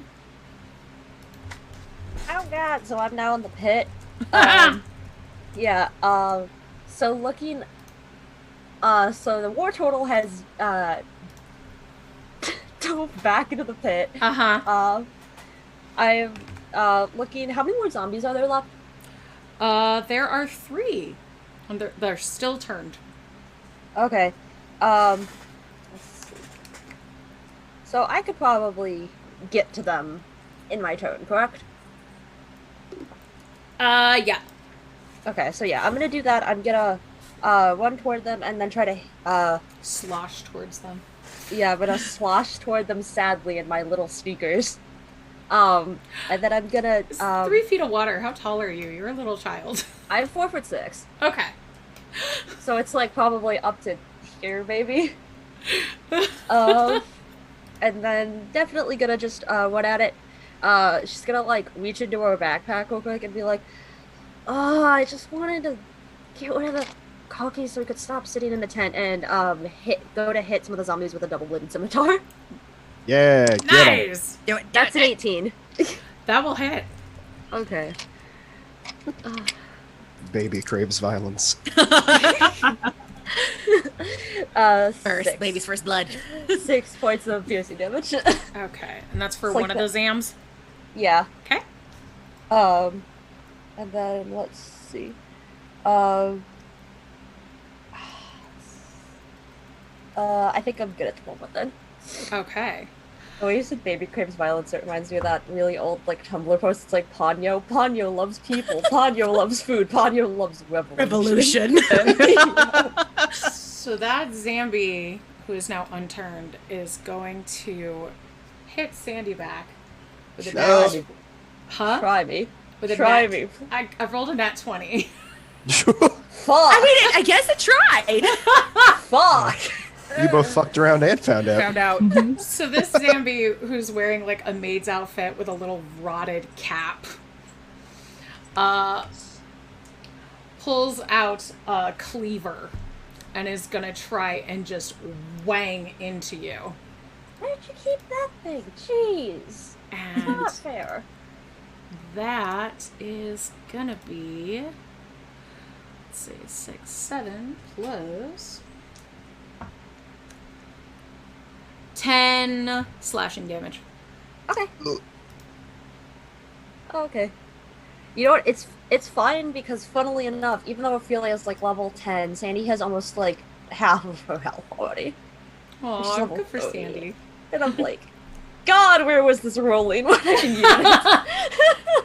And the other 2 Zambies are still turned. So, Valrabbit, you're up. Okay, so now there's one attacking Sandy. Yep. Yeah, no, that's not on. Okay. Yeah, so, yeah, I'm gonna have to attack it with my rapier. And that's, 17 to hit. That hits. Oh, that's, 4 points of damage. Okay. Anything else? There isn't much I can do with my bonus action right now, Okay. which makes me sad. Okay. War Turtle, what's up? See a zombie cleaving up a little girl. God, just another day in a haunted house, I guess. Zombie sitting her, and what else can we make out here? How many more Zambos we got? Like, what's the scene? There are 2 that are still turned, and 1 that is not. Okay, and is that the one that's attacking her, or no? Yeah. Oh, okay. Well, I gotta say, fellas, I'm chock out of spells because I'm a warlock. Yep, Grandpa I know needs a that. nap. Yep, don't worry Always about good. it. Don't worry about it. You should have some cantrips. I do have cantrips. I'm just deciding what I want to do here. I was gonna say, Chaz, cantrips, it depends on what kind of warlock you decided to build. Because sometimes they do literally nothing. Use thaumaturgy to yell really loud. Yes. No, I'm going to point a hand at the zombie currently menacing our little halfling friend, and just call out and say, I'm not a halfling, I'm a half-elf! God, get it right! I know I'm short! it's the short part. I'm just like, oh shit! I take one class in halfling and everyone thinks I'm a halfling now. To be fair, hardly anyone speaks it. We're just yelling. We're just throwing a chill touch at it. Okay. Oh, that sucks. Oh, it's 15. Yeah, that hits, because it's Woo! a zombie. Now, in my excitement, I may have forgotten that this is necrotic damage. Mm-hmm. I don't know how that does against zombos, but I guess we'll find out. Weirdly fine. Yeah, you'd think it wouldn't, it does. Really? It's fine. Oh yeah, that's right. Huh. There's that weird thing about chill touch. Yep. I'll take it. Yeah, I know. Surprisingly, it's not cold damage. And it's not a touch spell. Yup. 6. Okay. 6 damage. Cool. And then I'm gonna trot on. Oh, well, there's. How far away is she? I'll say she's 15 feet from you. Oh, okay, then I'm gonna trudge on over to where she is. My hand's still stretched, like, die. Again. Gio, what's up? Zach! I'm gonna hit the one that's attacking our little sweet baby girl. Okay, go for it. That's a 21 to hit. That will hit. Okay. Woo! That's 15 points of damage. And you absolutely obliterate that zombie. Just. I got it, but thanks. Love that everyone's so concerned about Sandy, but she's probably one of the more badass of all of them. I mean, I have 41. She probably has more hit thing. points than most of I you. have 41. It's a lot. Yeah. She'll still be. That's a buff child. She'll still be killing when we're in our Warlock has graves. 81, so Yeah. It's the principle of the thing. Yes, it's true. it's Yeah. moral fortitude. Yeah. I Gia's would just almost like half that. Gia just like looks at that zombie. He's like, "Hands off the kid!" and then immediately points to the rope, like she's still raging because she's still she Yeah, hits it's like- something. Everyone move! We're going! It's like Sandy barely gets a cut, and like these 2 fire genasi just gang up on this one zombie. All right. That is For my ass. movement, I'm gonna go to the rope and start climbing up with whatever movement I got left. Because the Okay. other 2 are turned, and I'm not worrying about them until they start coming at us. Yeah, you could do that. Let's see. These centipedes are not going to hit you as you start Hey, to climb. Fuck! She just yells at them on the way up, like, "No! And No touch!" you are going to emerge in a room full of broken crystal and broken furniture. Are you wearing shoes? Yes. Okay, good. Oh God. I'm glad that you're wearing shoes. That's all. Uh-huh. Dyrus, what's up? I'm gonna see them all going up the rope, and we'll run over to where the rope is and just try and help people get Okay. up the rope. So I'm just gonna help action. Okay, cool. Torment. Going up the rope.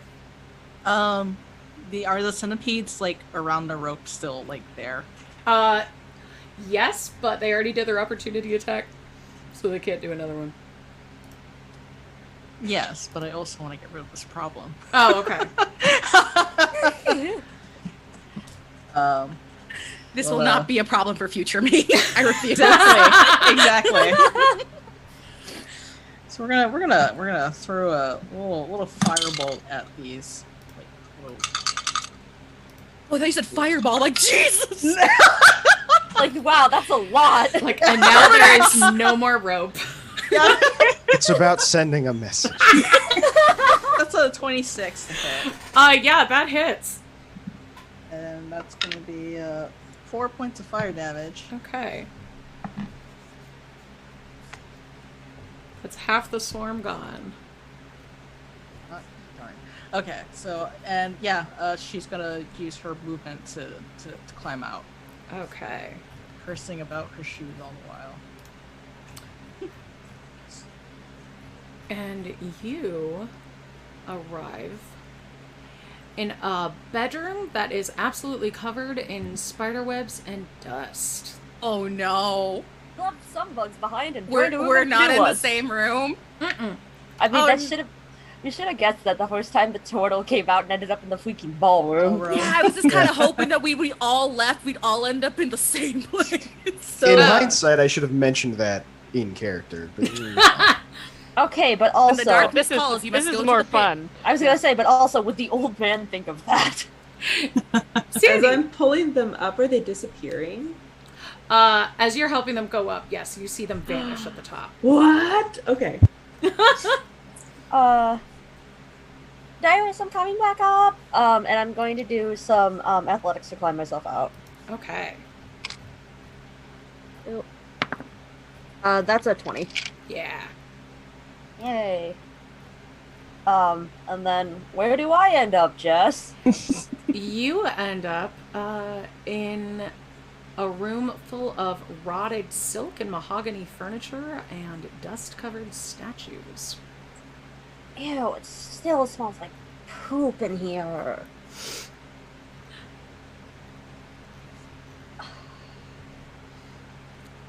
Alright. Gonna look. Oh, what were you look gonna around. say? I was gonna say, I just want to look out and be like, guys!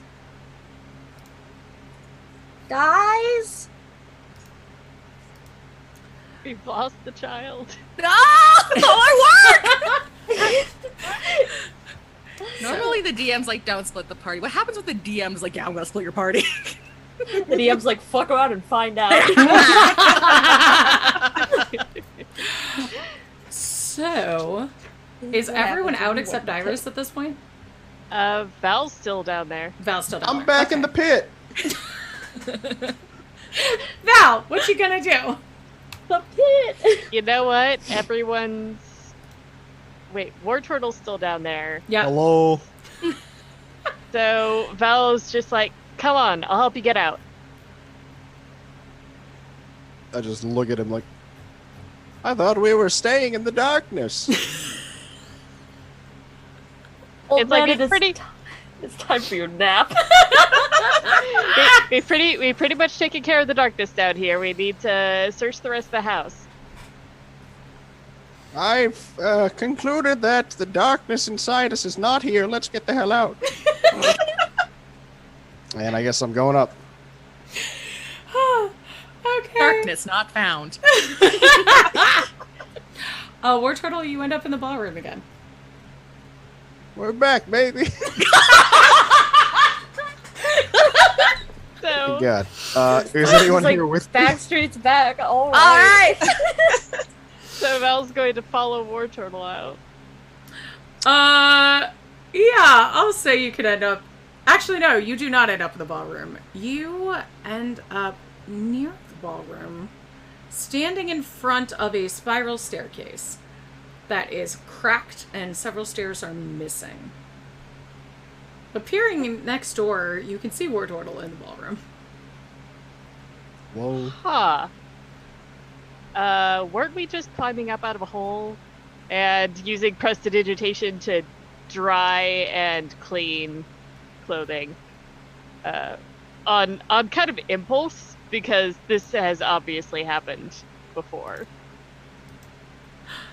Dyrus, you getting out of the hole? Yeah, I'll just kind of pull myself up. All right, everyone's out. All Where's right. everyone? Where? You get out and you land in a study absolutely filled to the brim with rotted books and journals. And there's a water drip in the ceiling. Wait, what the fuck? So what's everybody gonna do? Well, I have a staircase right in front of me. I've been put here for a reason, it seems. And plus, some sort of magic is going on. Totally normal house. There's a staircase in front of me. I'm going up. Okay. That's a rickety ass staircase. So give me a athletics or acrobatics check, please. I'm going for acrobatics. And that's 10. Oh, hey, guess what? Back in the pit. It is. You try and go up those stairs and you crash through the floor. And I rolled really high on that. So that is 16 bludgeoning damage. Ooh, owie. Unconscious in the pit. The good news is those zombies are still turned. Yeah. And I am not unconscious. I'm just, not feeling that great. Severely injured in the pit. What's everybody else doing? Go ahead. I guess I'll investigate this room. And be like, oh, this is weird. I don't think I remember coming in through here. I'm also going to prestidigitate my clothes and my boots, so it's not gross anymore. You were in the guest bedroom, right? I think so. Okay, yes, the bedroom. I was gonna say, you didn't tell us the names of these rooms. I know, but I described them. Yes, so, give me an investigation check. Oh, wow, that's very good. That's a 24. Okay. So, you can see, pulling through the cobwebs, you can see that this room should be decorated in, black and burgundy, but it's just covered in thick cobwebs and dust. Poking around, you see a tarnished gold locket with a portrait of a blonde teenage boy with thick black eyeliner and a black leather jacket. Uh-huh. And inside the locket, or actually sitting beneath it, is a poem. A what? A poem. Oh. And the poem reads, and I'll put it in chat as well. Hi, I will message it to you, and you can decide if you would like to read it. Kidding. Secret message. It's not a secret message. It's in the chat for everybody. Semi-secret message. Secret message. Message. Yep.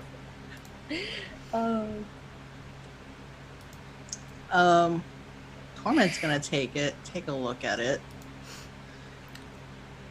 Not my kind of thing, but maybe someone else in the group might be more into these kind of things, and she'll kind of pocket it aside. Also, you see on the ceiling a giant spider spinning a web. It hasn't noticed you yet.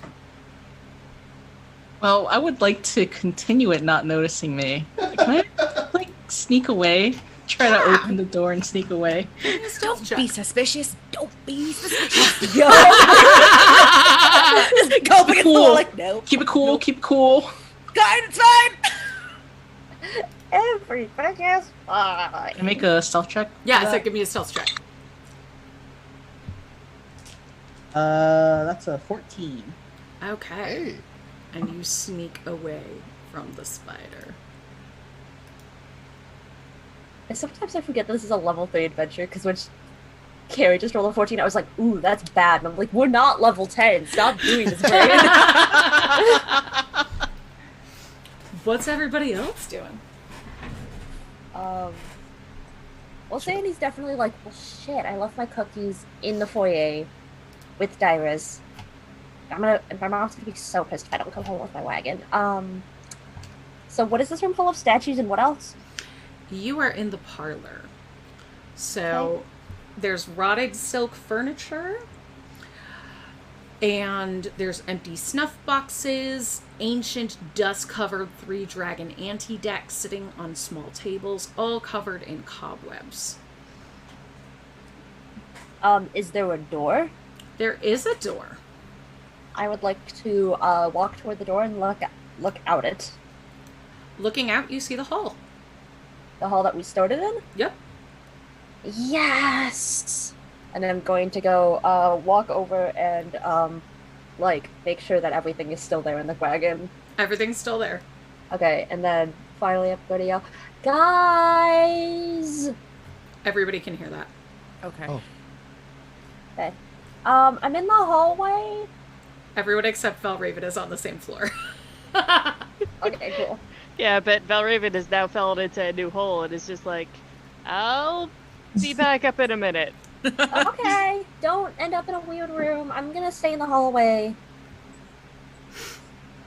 I'm hearing voices. You're not, old man. It's Sandy. The cookie girl? Yes, Where are you? I'm in the hallway, like I said. Can I see her where I am? If you stick your head out, yes. Sometimes I can still hear her voice. Welcome to my twisted mind.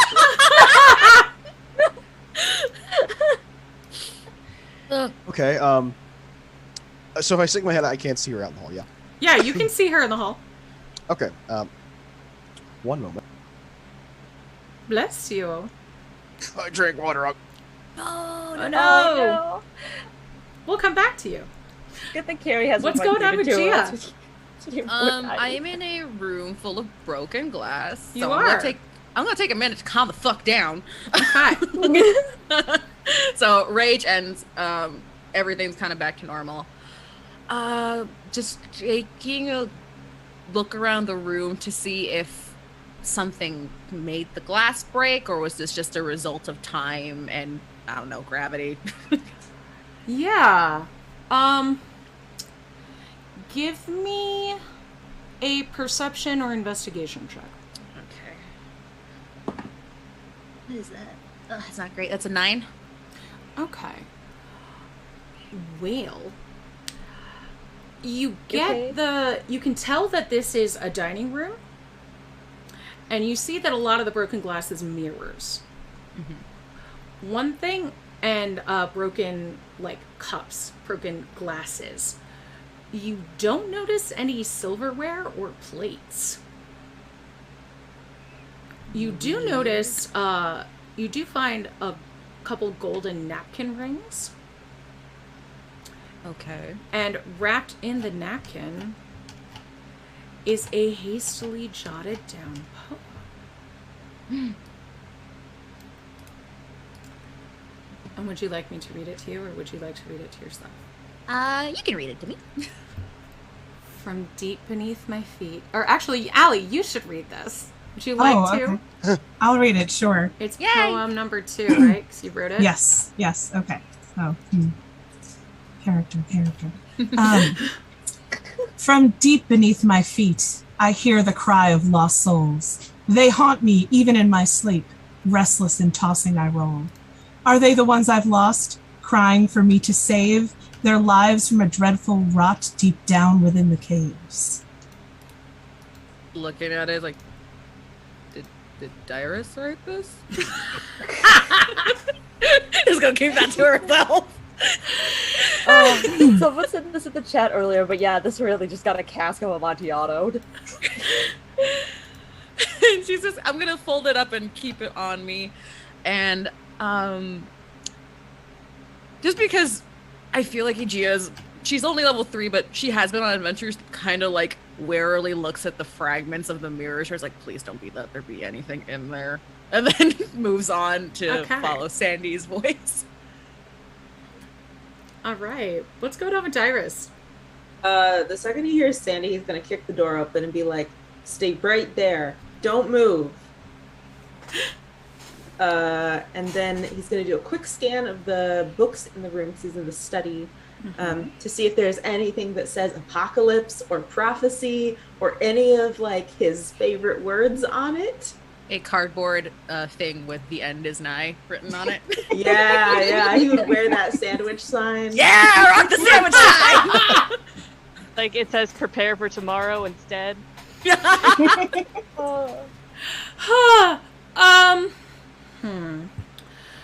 So you are looking.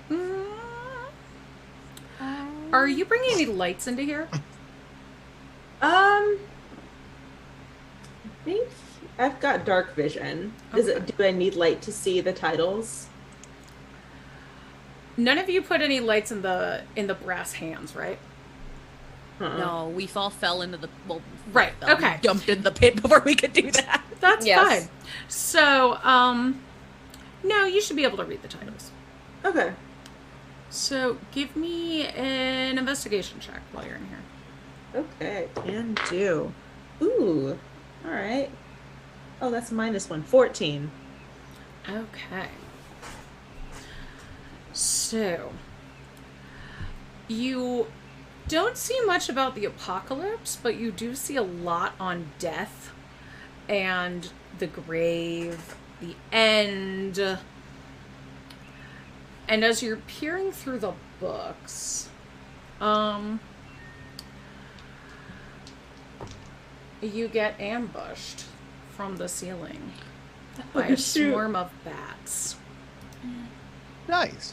I wanted Another a poem. shriek. Another shriek from this room. And one of them is going to hit you, but then they will fly away. Okay. Because they did not like being wrestled with. So that is 8 piercing damage. Okay. Piercing damage? Yeah, because they bite. I was gonna say they got teeth. But you hit him with a bat. Also, I was gonna ask if you were okay after choking, but now I'm like, maybe I won't. Oh! Looking around there, you find a scroll of daylight. And yeah, a poem if Allie wants to read it. Sure. Which poem is this? Number 6. Number 6, okay. My favorite. Oh, yes, this is your favorite. Tara told me I use the word I too much. What does she know? She's a poser and a prep. I do what I want and I say what I want. I, sty, spry, fly, rye, guy, buy, sigh, lie, fi, fry. Ha ha, see, I'm the best writer ever. The spelling. Oh my god. Wow. Oh, hello, my early emo days on reading fan fiction on Quizilla. What's up? Quizilla! Quizilla fanfic! This Tara sounds awful. Oh, web rings. Just web rings. This is a dark mirror into my past that I don't Did you come out to have a good time, and are you being so attacked right now? I'm being so attacked. Put me back in with the zombies.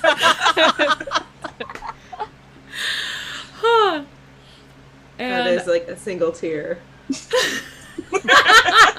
A single black tear? I was gonna say it's gotta be black because it's gotta pick up on your eyeliner. Yes. Absolutely, and you can. I didn't really say, but he has like this orangey, like orangish peach skin. That's very like it's really cute, but it's like a fuzzy peach. Just I love him so much. And then I'll run outside, trying to get away from the bats, and shoving as many books on death into my pockets as I can. okay, and you run into Sandy in the hall.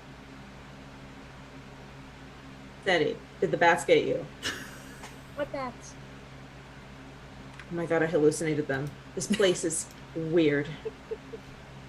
Anyway, there's some evil force here called Terra, who is a prep and a poser.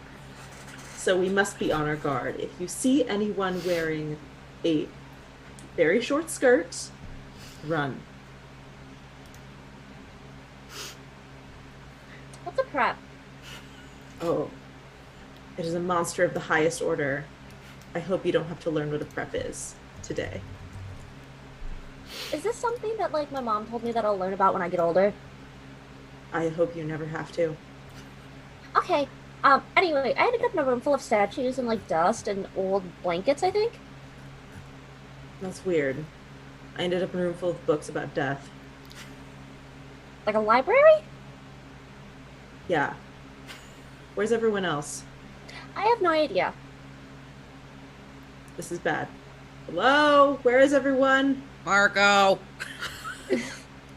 Wait, no, we're supposed to say Marco, It's aren't like we? you see it. It's like if you could see the hole where you all fell into.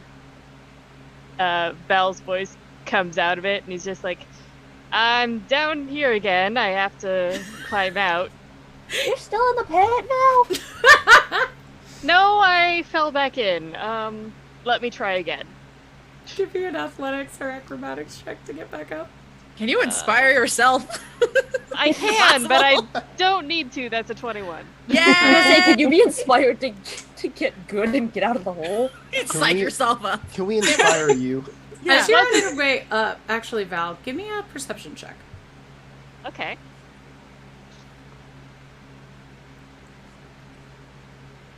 Perception. That's also a 21. Okay. So as you're climbing up this rope, you see on the far side of the pit is a ladder. Oh, is yeah. covered with vines and looks like moldy and overgrown. I think I like that better than the hole. Are you coming up, Val? Yep, just a minute. I will climb the ladder. Okay. And at that moment, the hands all start to move. Whoa. Go into the study that Dyrus just came out of. Is this normal? Is this like bronze hands supposed to move around? I've never seen it happen before. And But that doesn't mean it's not normal. It's the hands on the wall, right? Yeah, the hands on the wall. And one of them turns and peels away a book. And you see a handle that drops down. If you follow the hands. If you don't, you won't see that, actually. Okay. I kind of figured we were following it because Sandy asked if that was normal. Yeah.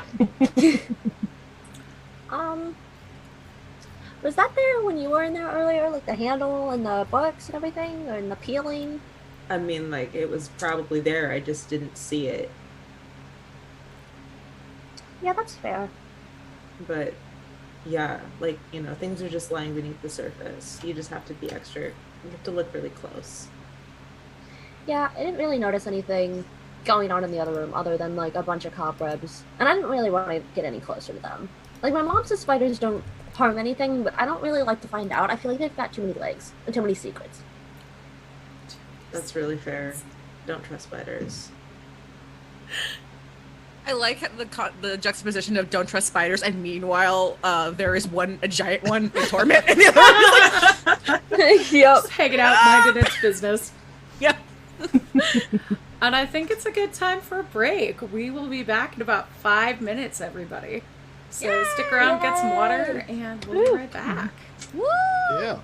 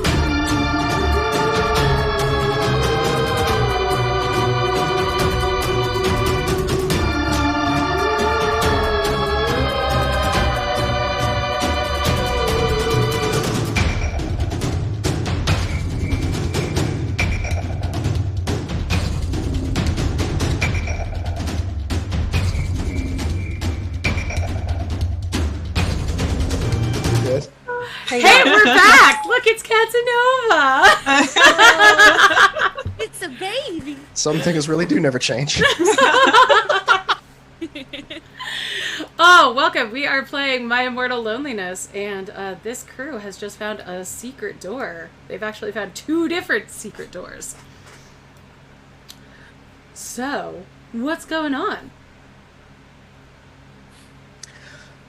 I'm still in the ballroom, right? You are still in the ballroom. Okay, and I've been hearing my companions, their voices echoing, right? Yes. If Okay. you stick your head out of the ballroom, you would have seen them, but they have gone into the study now. I feel like I'm gonna take a quick sweep of the ballroom and then follow after them. 'Cause Okay. on one hand, I'm curious. On the other hand, don't leave me. Yep. You pass by that spiral staircase that Valraven fell off of, leading up to the observatory, and enter the study. You see a bunch of bats flying out of it. Oh. All right, now I'm going to rejoin them. Then this place is bad. It sucks. I will also rejoin the group. Is it safe to say I've escaped the spider room? Wait, I'm being told that we can't be seen. Can you see us now? Because I see us now. Oh. I see us on the thing. I have the window open to check. Yeah, it. I see it. Yeah, me too. Okay. I just wanted to make sure. Okay, so what's going on? With Gia? Is it safe? Oh no, Torment. Go ahead. Sorry. Well, I was gonna say, is it safe to say that I have escaped the room with the big spider? You have escaped the room with the big spider. You saw Alright. War Turtle waddle past you. Oh. I didn't even stop. He just didn't- Well, He's on a mission. Gonna follow that turtle. Clearly, Catch he that knows where turtle! he's going. He knows where he's going. He's on a mission. Yeah. where do I find our dear companions? In a moldy study. With a lot of books. All right, I just lift a hand like the darkness has led me back to you. Also, I saw you. You know what? That's good. I'm glad that you found us again. I would have been more concerned if you hadn't found us again. Yes, where are we? I think it's a library. I'm not fully sure.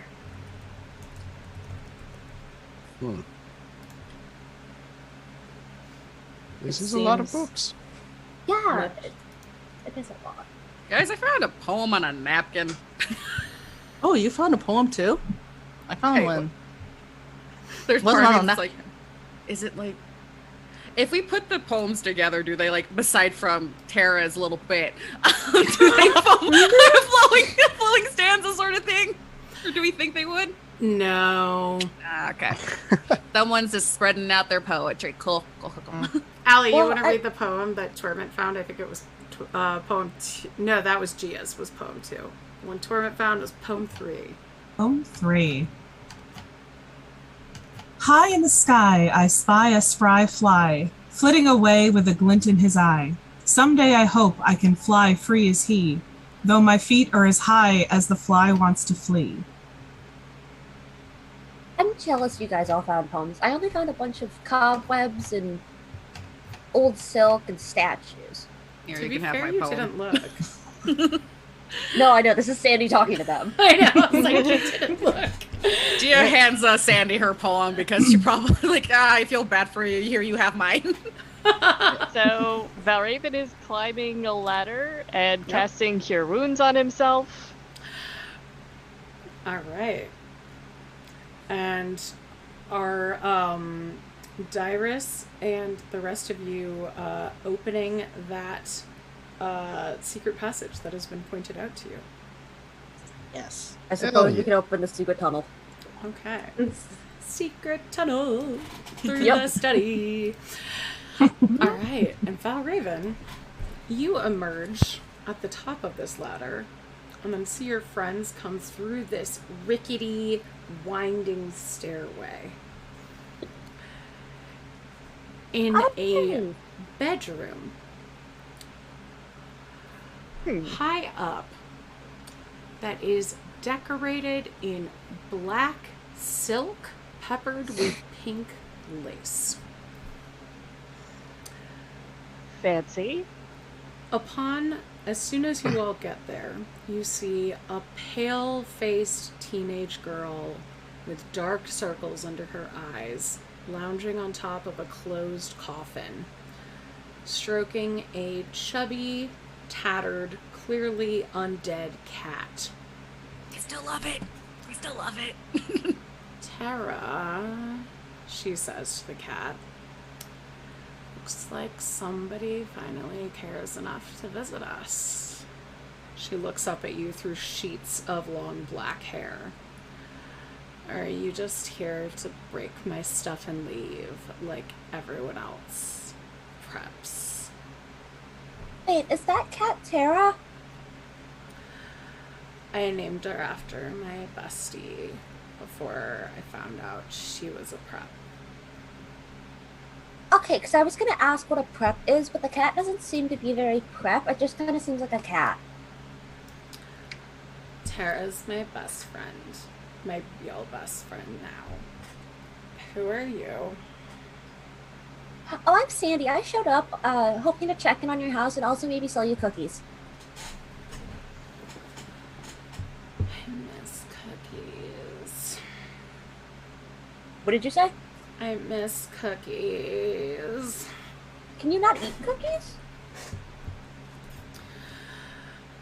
I haven't eaten things that you eat in a long time. I don't eat stuff that normal people eat.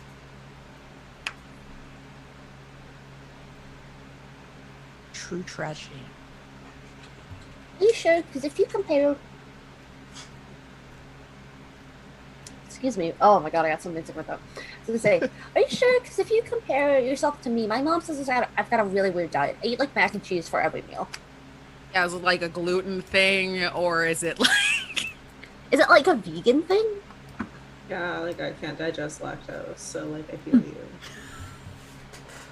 Like, meanwhile, I think Valraven is using this cover to kind of like cast prejudicial on himself. To still clean himself from downstairs. Looking around, you see that this whole area, unlike the rest of the house, which is not lit at all, this room is lit by like hundreds of candles. Not just the brass hands, but like, you know when you watch a show and you're like, they had an obscene candle budget? It's like that kind of thing, although they're all giving off a blue light. Also, the ceiling is leaking horribly, and you see puddles coming through the floorboards. Once again, there are still big gaps in the floor. You need someone to fix your roof or something. It seems like the rain is kind of coming inside. You also got a zombie problem in the basement. You just have a floorboard house maintenance problem in general. Yeah. Also, you said something about people coming here and leaving. And breaking your things. I keep hiring people, and then I give them uniforms, and then they all leave. Uniforms. Yes, I have housemaids. Like, if it weren't for Lady Ebony and Lord Darkness and Sir Ravenwing, I would be out of servants.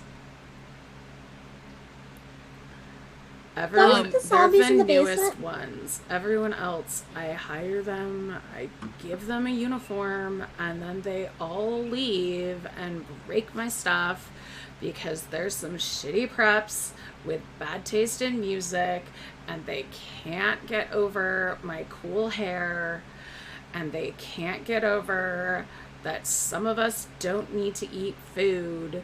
We just look this way naturally. I describe the maid outfits and the butler outfits that we saw in the basements. Like, is that the uniform you gave them? So by hire, you turn them into zombies? Or did they get that way after? Or did you hire them, they didn't come back because they were stuck in the zombie basement? What is this zombie basement you keep talking about? I don't leave my room much because everybody is like mean downstairs. You have a basement filled with water that we were now calling the pit. And it's filled with zombies, and I think that's where your maids and butlers went, because they all had those uniforms. They didn't leave? No. I think they just fell. Like, Mr. Turtle over there, like, fell in, like, twice. I think the second time he jumped in? I'm not fully sure. No, it was a jump. You jumped Stage dive. to rescue my servants. That's so nice. She doesn't say anything because she fully axed a bunch of those guys. Rescue is a very strong word for what we did. Rescue them from their mortal coil? Maybe. Distance is a prison. Yeah, that! I'm writing that down in my bad poetry book. I'm gonna get a tat of it. It's gotta be in, like, terribly translated Chinese. That's the real shit. No. So, like, why are you here? Nobody except my servants, who apparently didn't leave, have been in contact for, like, at least a few months. Even Tara stopped. She holds up the kitty. She's like, even your namesake, Tara, hasn't talked to us for a long time. I don't know how long it's been, but it's been a while. And I'm mad at her because she insulted my poetry, and I don't need her anymore. I can say whatever I want. I spy a fly. I don't need 5, 7, 9 or whatever in a haiku. I can make a haiku whatever I want.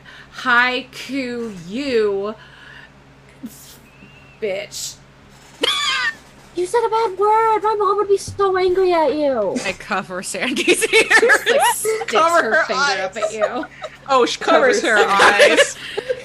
It's like this girl is speaking in tongues. I mean, she's speaking of something.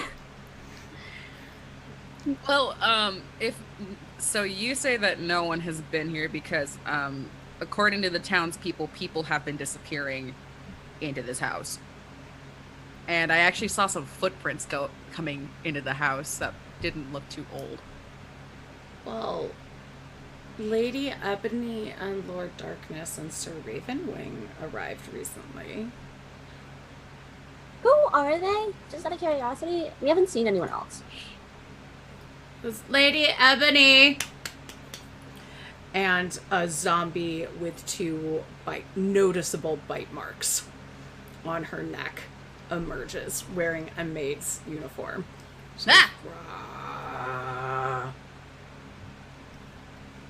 And how did Lady Ebony become a zombie? I don't know. I was like hungry and I just had a snack and now I have a maid. It just happens. I don't know. How did your snack turn a girl into a zombie? Okay, so like this is so boring. But like a while ago, my mom gave me this gift. And she gave it to like my little brother too. But I haven't talked to him in a while. But yeah, and then she said it would be like good and a blessing for our family. And I don't know. I mean, I should have turned 17 by now, because that was like at least 2 years ago, but I'm still 16. It might have been 5 years, but I'm definitely still 16, and I haven't been kissed I have been kissed so many times by my boyfriend. His name is Vampire Sanguinaris, and he is so hot. He has blonde hair and leather pants and black eyeshadow, and he lives 3 towns next door. You wouldn't have heard of him. But yeah, so my mom left, and I've been alone waiting for her to come back. And then Tara stopped messaging me, and so I've just been here. Insight check? Yeah. That all sounds. Which part of that are you insight checking? The boyfriend part! They really go to a different school. Canada? I'd like you to be my boyfriend. I mean, it sounds to Valraven like she's a vampire, Yeah. but maybe doesn't know she's a vampire, or pretending she doesn't know that she's a vampire. Awesome. Oh, Sandy definitely doesn't know what vampires are at this point.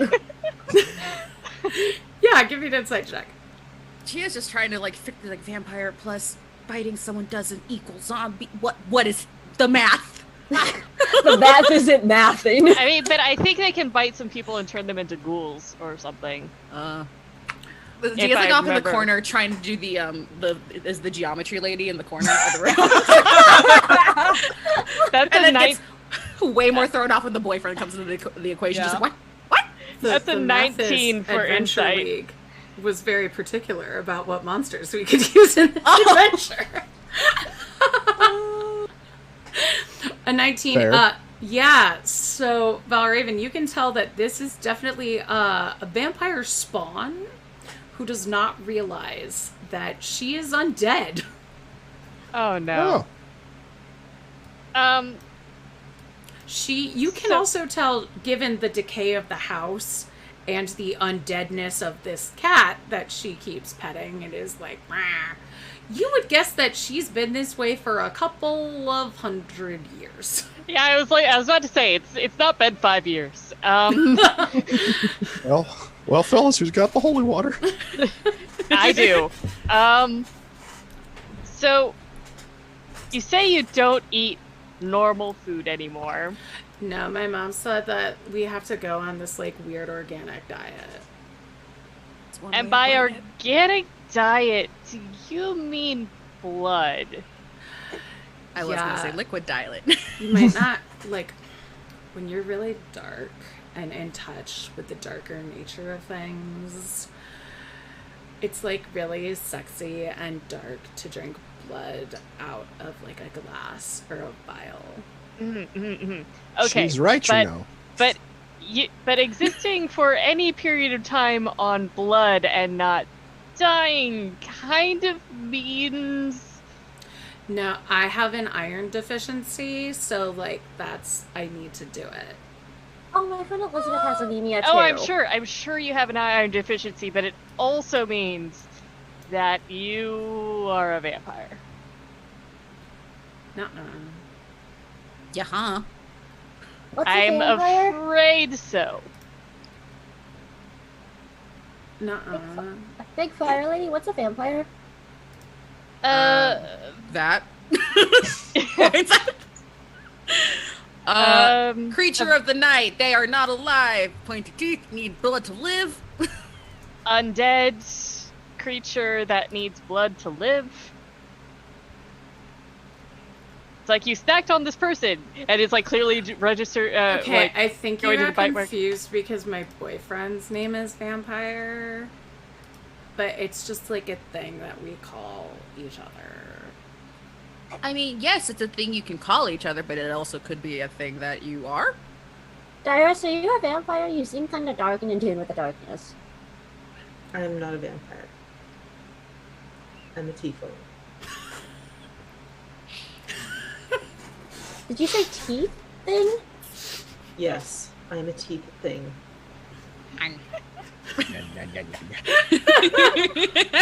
Dyrus, are you gonna eat me one day? No. Okay.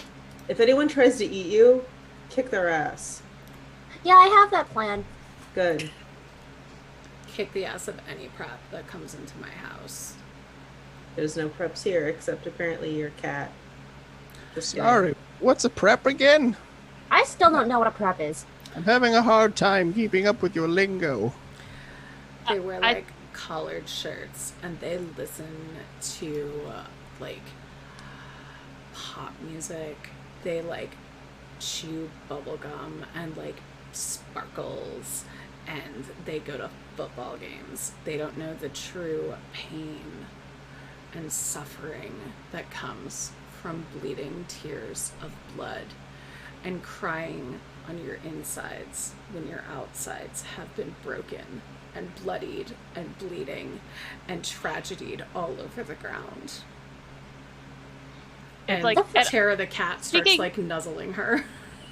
Speaking of other vampire symptoms, bleeding tears of blood. Also, looking around the room, are there any mirrors? No. Valraven has a mirror in his bag, because of course he does. Fabulous. I'm gonna turn toward Dyrus and be like, the first word sounded like me. Am I a prep, Dyrus? No. There's also something else that is a symptom of being a vampire. And so he brings out a mirror and he's just like, let's see if you have a reflection. Your mirror is broken. It is not broken. And he like turns around and he's like waves at it and clearly sees his reflection and he's just like, the mirror is not broken.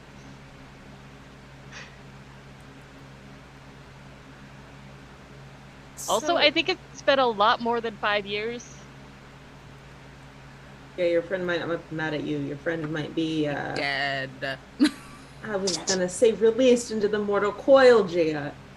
Nice. Sorry. So she didn't stop writing because she didn't like my poetry? She might have gotten like old and wrinkled? Mm-hmm. Mm-hmm. Yes. Is that his thing?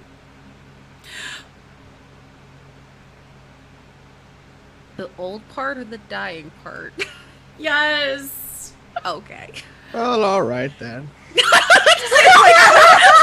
saying it because of our total friend.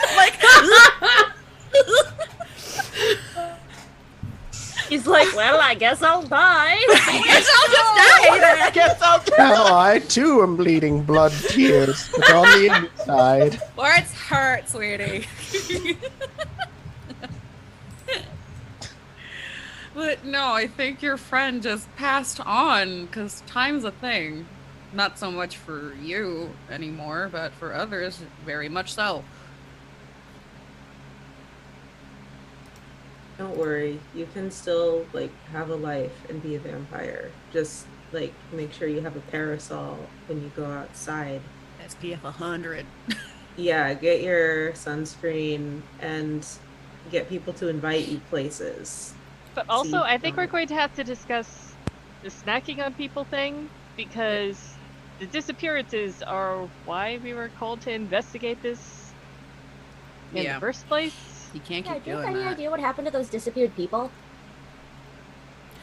I mean, if you gave them uniforms and you snacked on them, then it's quite possible that they all ended up in the basement as zombies.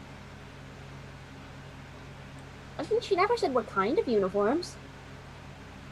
Like, I always hire butlers, maids, handymen. I don't need chefs because they don't cater to my specialized diet. And I think we saw all of those uniforms. So are the people in the basement missing, or are they different people? They're not missing if they're in the basement. We found them! They ain't missing no more! So, are you here to, like, slay me if I'm a vampire? Because that'd be some prep bullshit. I mean, That would they be explicitly didn't hella, say. hella uncool. Yeah, no, that's pretty dang rude. I don't think the villagers said explicitly kill or slay you. More just handle the problem. And if we can handle this out via talking, I think that's gonna be good for all parties involved. It's like, okay, as long as the disappearing people stop, when you, it's like, does the zombie thing happen every time you snack on a person?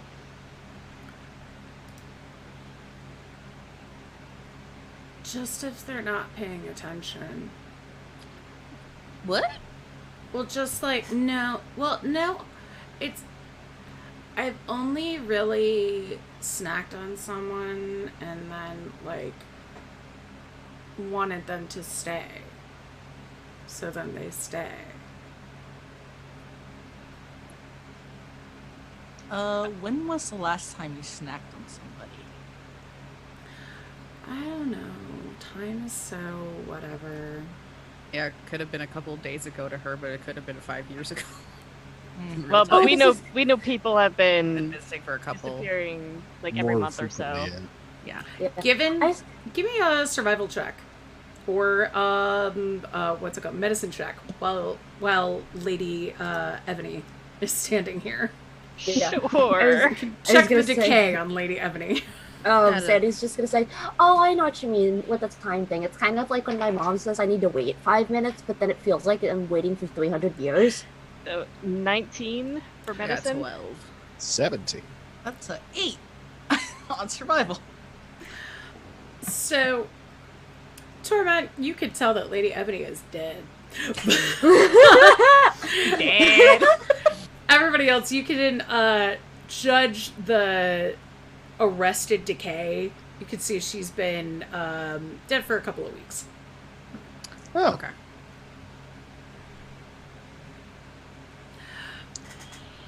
Well, do you think the townspeople would, like, accept me? Do you think anybody there writes poetry? Or is it, like, a prep town? Can I roll for Prep Town? I think all of us are looking to Dyrus. At this point, it's just like you feel like you're the best judge of this. Oh God, I don't write poetry. But how do you think the town would react To a people? vampire? I don't know. Oh, that's right. Isn't there a priest of Lathander. Yeah. Lathander. Yeah, no. I I don't think the town is a very great place for a vampire at all. Oh, the priest of Lathander was super nice. She bought cookies from me. But you're not a vampire. I mean, yeah, but she was also really nice. Of the voices that were arguing, which one was the priest arguing for? Were they arguing for the death of the creature or negotiation? They were arguing for negotiation. Okay. No, there's a chance. Yeah, there's a chance. Yeah. So we can negotiate, but then there is the issue of the whole I need to drink every once in a while bit, which townsfolk might not be crazy about. Yeah, it's like, do you... Is there a vegan option? Yeah, it's like, do you have to drink from people directly? Can people donate blood? Yeah, there's this one book I kind of skimmed through where the vampires didn't feed off people, they fed off animals instead. Is that a possibility for you? They had some weird sparkly thing, but I don't really talk about it. The book was weird. I just skimmed through it. Yeah, whenever nobody comes to visit, I have eaten some of the bats and rats here. And is that okay for you? Is that enough? It's gross, but if that's what it would take to not get murdered in my own bedroom, yeah, I'll do it. Yeah, I think that's pretty much what it would take. Mm-hmm. Pest control service? More biting people you hire, because that's... You can't do that. That's a violation. You just... No. So many OSHA violations. So many HR violations. HR is gonna come in here. You're gonna get... This house is an OSHA violation. I get slapped by the Better Business Bureau. Oh no! Well, if you're not gonna kill me, I've always wanted to put together a poetry society called the Society of the Bloody Rose. And also, I should probably, like, apologize to Tara. Could you, like, deliver an apology to Tara for me? Sure, if we can locate her. Okay, I can tell you where she lives. She's, like, well, if she's still alive. Because I guess it's been more than 5 years.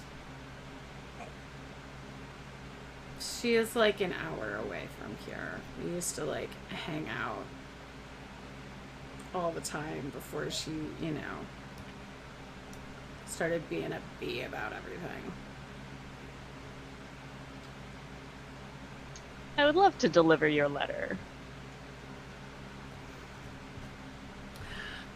Does your poetry society need like someone to serve coffee?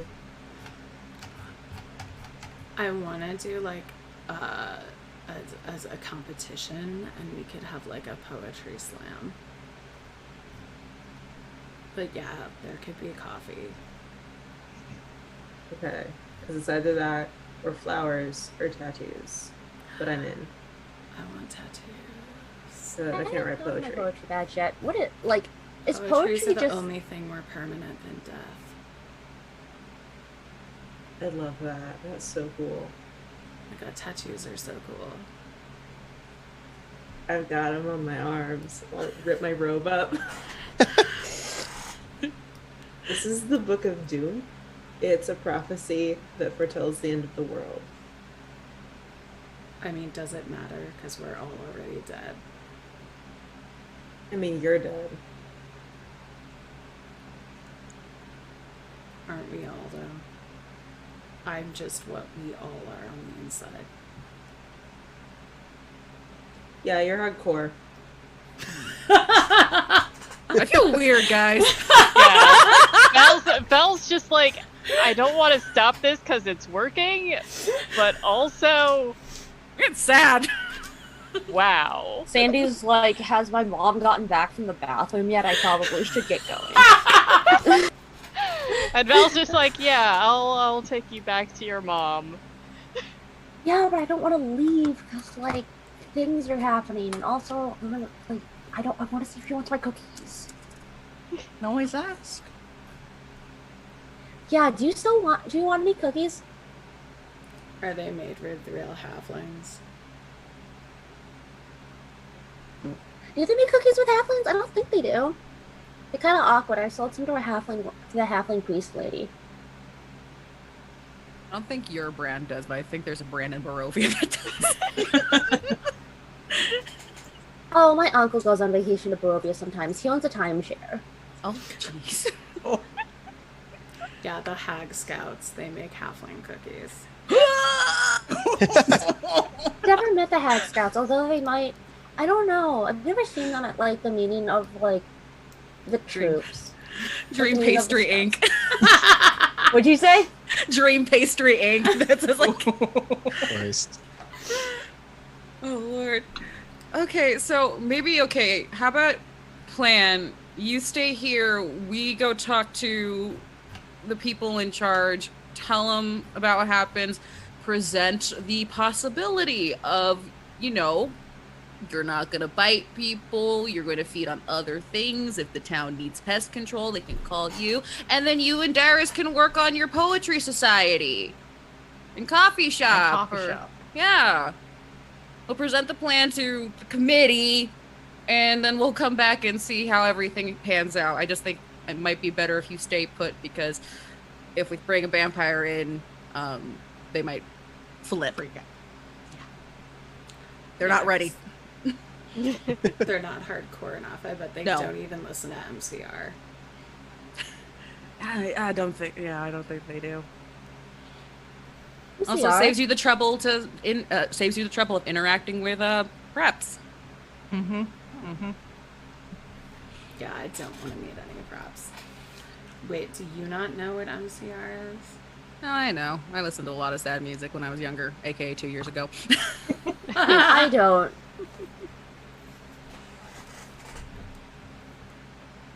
My mom says some bands have way too many bad words in them, so I don't really get to listen to them. That's fine. You'll get there one day. Mm-hmm.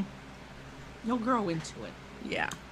That's one of those things that your mom says you'll understand when you're older. Mm-hmm. Oh, okay. My Celestial Romance. Their songs are full of anguish and pain and blood-covered unicorns. It's so beautiful. Oh boy.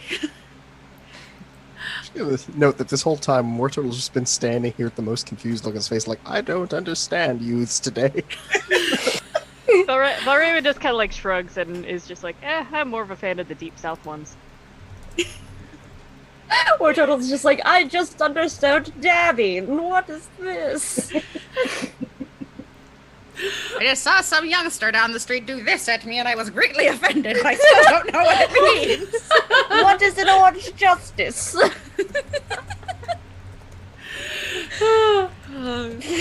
So what do you say, Gang? Do we head on out and tell council members what the heck's going on? I'm for it. All Hey, right. Warturtle, don't you write poetry though? I read poetry. My poetry is garbage. But you do write. That's cool. Then I'm gonna pass this on back to Allie. I was gonna say, Mr. Turtle, I'm sure your poetry isn't that bad. I used to think it was good. But then I read this poetry we found here. And now I am put to shame. You can use it for inspiration. It's okay. You know what? You were talking about destiny and how destiny is knocking. Maybe destiny is you joining this poetry club and improving on those skills. Do you really think so? I think maybe it's an possibility. I gotta tell you, Allie and I originally wrote the poetry to do psychic damage, Yeah. and they were like, "You can't do that." They made us take it out. Oh no! Aww. It's illegal. Every time you read it, you have to do a Constitution saving throw, or else you start bleeding. You start crying blood. Your ears start like. But once They had a you whole had plan. read it, then you could use it on your enemies. That's how it was gonna work. Oh. I dig that. Yeah, That I would've actually been really so like cool. that. Yeah. Love that. Very on brand. Yeah, they were like, "No." No Oh. fun allowed. Nope. All right. So you head out of the house. Linnea stays there petting Tara, the zombie cat. Yep. And you start to hear like just loud emo music behind you as you leave. And out. Okay, where am I taking over? Back to the town. So all of you head back to the town. The journey again takes a few hours. You kind of arrive later on in the night, soaked through from the rain and snow and thunder that you've heard. But the three members of the council are still waiting in the meeting hall, waiting for you to show back up and tell them what happened. So the lights are still on, and one of the servants in the meeting hall like sees you guys. He's standing outside waiting. Sees you return and like runs back inside and grabs them, and they come on out. They all kind of like they come closer to you and like kind of stop, and you see all three of them kind of like wrinkle their noses. Clearly, you've spent some time in the zombie pit, which does not smell very good. And they kind of all like stop you a good 5 feet before you can get too close to them. And Sinestra kind of says, "You're all here. That's good. Are you successful?" Well, we have found out what has occurred at the manor. It's a little interesting. There is a vampire who didn't know she was a vampire, and she has agreed to stop biting people and wants to start a poetry club. There's like a moment of silence from all three of them as you say this, and they're all kind of like, vampire? Didn't know she was a vampire? Like each sentence is a wave of an EMP And they're just kind of like, what? They all start talking at once. Like, I know how ridiculous this sounds, but that is it in a nutshell. So they all start talking at once. Sinestra says, you have to go back and kill her. We can't have a vampire living next to our town. This is ridiculous. Albert's like, well, no, if they actually stopped the vampire from killing travelers and taking people, that's good. That's good. We can do this. And Hedwig says, did you say poetry club? What? Well, when she was turned, she seemed to be only about 16. And I don't think her mental development has gone beyond that. So Sinestra and Albert are kind of like, and Hedwig says, oh, no, I understand. My granddaughter's in the same era. Yeah. The same age. Mm-hmm. She dyed her hair black. Respectable. Well, then you know basically what her personality type is going to be. She's very broody and just a cat named Tara. She does have a cat named Tara. Tara. Mm-hmm. Albert actually says, Tara, that name sounds familiar. Oh boy. She did mention a friend named Tara who had gotten out of touch with her. She thought they evidently had an argument about poetry. Apparently Tara's a prep. She thought that Tara had snubbed her, essentially. She says she lives like an hour away or something like that. He kind of thinks for a moment and says, oh, Snap would know. You should go talk to her. Snap Hargrave, she's our town historian. No, she's in the library, actually. She has an apartment over the library. Are there any bats in the library? Not that I know of, he says. Stay on guard. Awesome. There are now bats in all libraries now. It just takes one incident to like completely fuck up your perspective. Yep. It's true. Yeah, so they'll say, wonderful. You've completed our task, I suppose. Sinestra's like, well, they didn't actually get rid of her. And then they kind of start again arguing a little bit amongst themselves until finally Albert's like, it's done. They've completed what we asked them to complete. Take your payment. And they hand you some gold. I don't know how much gold, but they hand you some gold. You will divide said gold equally. Yes, pretty much. What, like? Yeah, Ale wouldn't let us specify. So as much. Yeah, enough. It's like 80 gold. Oh, right. It's like a specific thing for. Yeah, 80 gold each. It's like an hourly gold award, whatever. It doesn't matter. Whatever. It doesn't matter for this. Exactly. There you go. Yeah, so if you guys want to try to set up a poetry society, that's bonus objective 1. Or if you want to go deliver if you want to go find Tara. That's bonus objective 2. Can we do both? Can we split the party? Yeah, I want to know more about Tara. Me too. I want to go see the historian. Give me them deets. It's like, my character's a bard, so yeah, like setting up a poetry society, that sounds like a good endeavor. I'm a jock. I don't do poetry. I want to find it out, Tara. Okay, let's find Tara. All right. We can do both, though. We can split if you want. I want to see Tara. I want to know what a prep is. I mean, most people seem to be going for Tara, so I think we should do that first. Go for it. Let's go see her first. Okay. Guess what? I'll tell you a secret. Snap Hargrave is in both. Hey! Yes.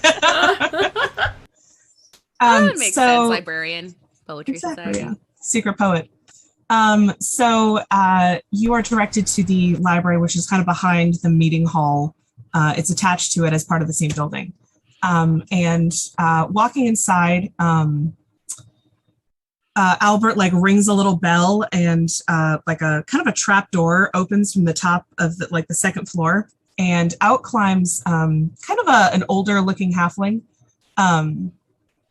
She has kind of like long brown hair, longer than you'd expect for a halfling. Usually they keep it kind of short and really curly. Hers is a bit longer. She's wearing like little kind of pince-nez glasses, and she looks like she was probably dozing off. But she kind of like steps down and looks up at all of you, and looks at Albert and says, "Why would you wake me up?" Sorry to be an inconvenience, but It is an inconvenience. we met someone. Good for you. Why does this involve me? We need to find someone called Tara. She kind of stops and like looks at you, and looks up at Albert and says, "This is why this could have waited until the morning. You want to know about who is what? Give me some information on her then. She lives only about an hour away. What was her last name? She lived an hour away from where? From the manor in the swamp. The Salazar Manor? Yes. Also, Might be she's a described prep. as a prep. She's a prep, and apparently we hate preps here. Snap just kind of blinks slowly. Just says, "Let me go look at my books." She kind of just gestures for you to follow her. She kind of stomps away. She's wearing like a long robe that kind of billows behind her. And she pulls out like a couple of large map cases and starts just kind of spreading them out. And she kind of looks at some of them, rolls them up, puts them aside, and finally finds one that she's like, "All right, well, this is the manor," and she points it out, and she's like, "This is the town, an hour away," and she kind of like measures with her hands, like kind of going like this, and says, "Well, there is a building there. The Gillespian Sanctuary. And she kind of goes back to her stacks and starts pulling out other books and finally comes to like a census. She opens it up and says, "Well, several hundred years ago, there was a wizard who lived, he built a tower, a school and a study place for him and his family. It says that they had a daughter named Tara, but she died when she was about 18. Oh no. The sanctuary didn't last much longer than that, but I assume it's still there. Wizard-built buildings tend to stay where they are." Right. Mm-hmm. Do you have on record how she passed away? She kind of flips through a couple of other things and then like throws up her hands, goes over and like pulls out another big book and flips through it and says, "Oh, well, an illness swung through the town around that time. Some sort of wasting plague. Oh no. Several people lost their lives to it, but she was apparently one of them." Do you know where she's buried? She shakes her head. Ooh. Okay. It says that her father moved away not long after that, so I assume he took her with him or buried her somewhere where wizards are buried. Well, we could at least visit the tower and see if she left anything. Yeah. Good. She slams the books shut and says, "Now leave me alone." Thank you for tired. your time. Bye. She like nods very curtly. Wait, before you go, do you want cookies? Yeah. She's selling Oh, cookies. yes. Gonna like bow in halfling and say again in again more accented halfling. Very nice to meet you. Thank you. Would you like some cookies? She kind of like looks at you, and you can tell that she's judging your halfling in her head as she does. No, I don't eat cookies. Okay. Wait, do you eat things that normal people don't eat? What are you trying to say about me? Iris, you just can't ask people like you just can't ask people that. I'm sorry. It was just checking. Are you? People We have always to like to accuse me go. of things. Just because I live in the attic, just because I don't follow the rules, people always. No, that's hardcore. Anyway, Do you Sorry. want to join a poetry society? You actually see like there's a moment where she kind of like looks at you and is like a little bit taken aback by that. You can make a charisma check, a persuasion check. Ah, jeez. What is my persuasion? That's a 10? That's actually enough. She really wants to be in the society. She straightens herself up to her like 3'3" height and says, "A poetry society." Yeah, Darius, you want to fill him in? Nudge, nudge. yeah, we're gonna have coffee and tattoos, and there's gonna be a poetry slam. We're still looking for like a venue, so if you know anywhere that's cool. I could offer you the library, as long as you put me in on the docket. Yeah, no, we need more poets. It's now you versus War Turtle and our new well, she's a vampire, but she's not gonna eat us. She promised this? Yeah. She said she'd eat bats forever. As long as we could create a poetry society. She's just really passionate about her art, like forever. I can respect that. Look this woman in the face and go, "And when you join, oh, you're going down." She looks at you and kind of takes you all in, the emo turtle, and then just sticks out a hand and says, "May the best poet win." Would that I had spells left. I shake her hands.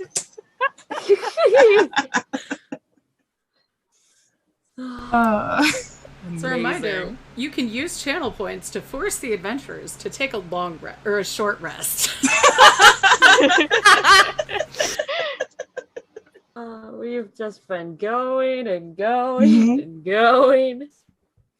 So who knows what time it is anymore? We're like her. Time has no meaning. Yes. Yeah, time truly does have no meaning. It's been 500 years. Yeah. It's been 500 years. It's been 1 week since you looked at me. Paper Tigers just renewed Take a Short Rest. You all get to take a short rest in the library. Yay! Yay! I can regain the rest of my hit points. Yes, Oh, we could take boy. a short rest. We could set up the poetry slam, and Sandy will promise to give you guys some cookies if you promise not to tell her mom as to why they're missing. Oh, of course. And thank you, Sphinx Roll, for Deal. the hydrate.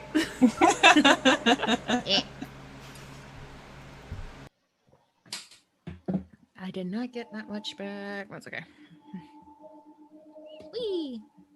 Oh, frick yeah.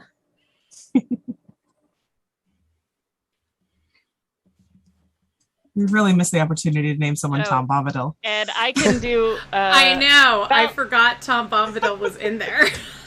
Val will also do Song of Rest, so you can add an extra 1d6. Yay! I rolled a 10, so I don't need to. But Oh, hey, is anyone rolling hit dice? yes. I did. Yeah. I I'm back to restore full. maximum possible HP on each dice. Oh shit. Oh no, that's Ooh. just to creatures with 0 hit points. Oh, okay. Oh. Sorry. Yeah. Tragic. That's okay. That's okay. Oh, that's fine. Thank you also, Tyler, for the hydrate. Yes. Also, thank you for the Tom Bobadil. It was Tom Bobadil! Boba Fett, Tom The greatest crossover. That's the sequel, is Boba Fett. We just need to write a whole bunch of adventures, just I know. blasting old fanfics. I have so many that I could just... Look for next year when we do Trapped in an Island. I was thinking the temptation of Forbidden Fruit, the temptation of Edward Cullen. That's my next favorite one. Yep. All right. I think Valraven would definitely do a bit of a funny song for a short rest. So it'd be like, the warrior and the sorceress rode into fight in town. It's like all about a sorceress who, or a warrior that ends up accidentally defeating a tyrant because he came at them in a bar. But there's, of course, the bard singing about their glorious victory, and she's just like, no, that's not what happened at all. All right, so do you guys want to try to find any other poets in town before you set up this poetry slam? Or yeah, we could do that. Take a few Start minutes. setting up signs. okay, so why don't I'll take if someone wants to make a persuasion check, you can try that, or you can try talking. Val would actually do a bit of a performance. Perfect. Like in the middle of town, kind of like draw a crowd, do a bit of song, and explain about the new poetry society and the poetry slam that will be happening in the library. My brain just went, join the literature club, and I just went to some places. I was like, no! There's a girl named Monica that shows up. So for bitch, performance, Monica. that would be a non-natural 20. Oh, nice. So you actually draw a pretty good crowd. There's a lot of people who it seems like this town is a little bit kind of downtrodden. They probably haven't had a bard here in like years. So as soon as everyone hears the first like sound of you strumming on your lute and like starting up a song, you get a pretty good crowd around you. After you kind of like do your performance and say like, we're setting up a poetry contest, please come and join us. You get someone I'll actually take over from here. Actually, okay, yeah, you can do that. You get a shy-looking town guard approaches you, and what was that? I love her. I love her so much. She comes up. She goes, "So you're having a poetry contest?" Yes, indeed. It will be at the library. Will you be joining us? Oh, well, I mostly write poems for my kitties. I don't know about putting on a whole show for everybody. But it's a new society, and you can meet friends who also enjoy writing poetry. Give me a persuasion check.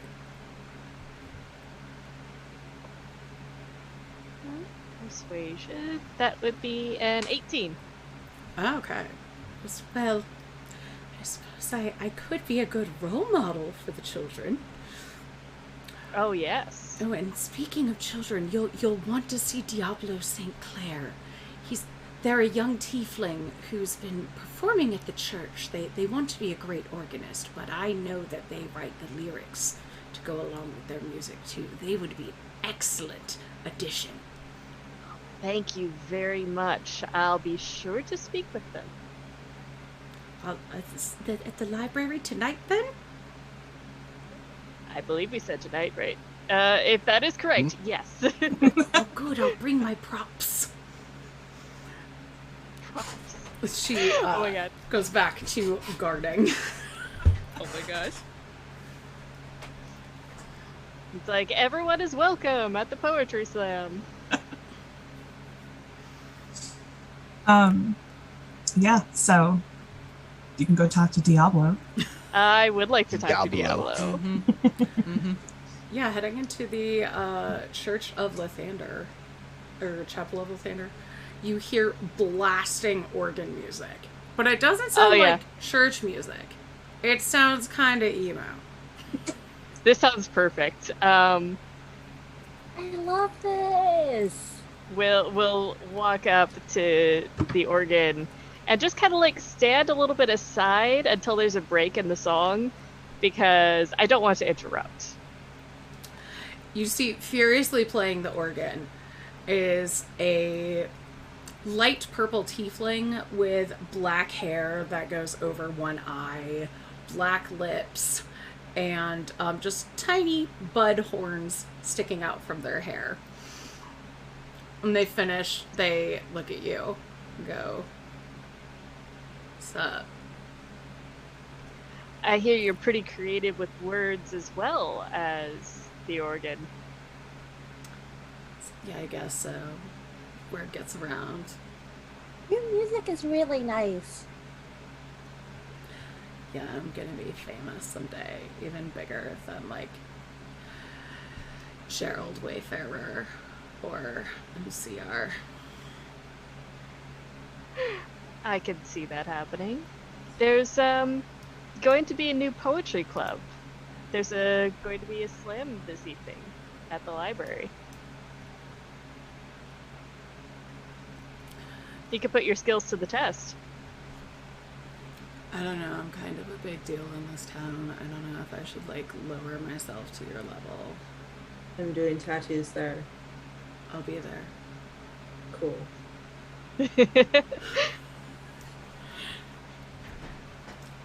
Are you inviting Linnea to the poetry slam? Yeah. Okay. So,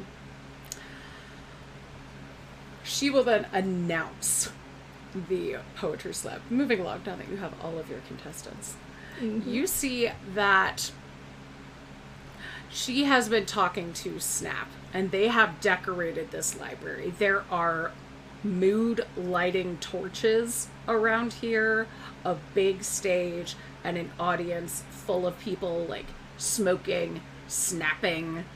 There are drinks, coffee, and there's even a little area to do tattoos set up. Linnea takes the stage.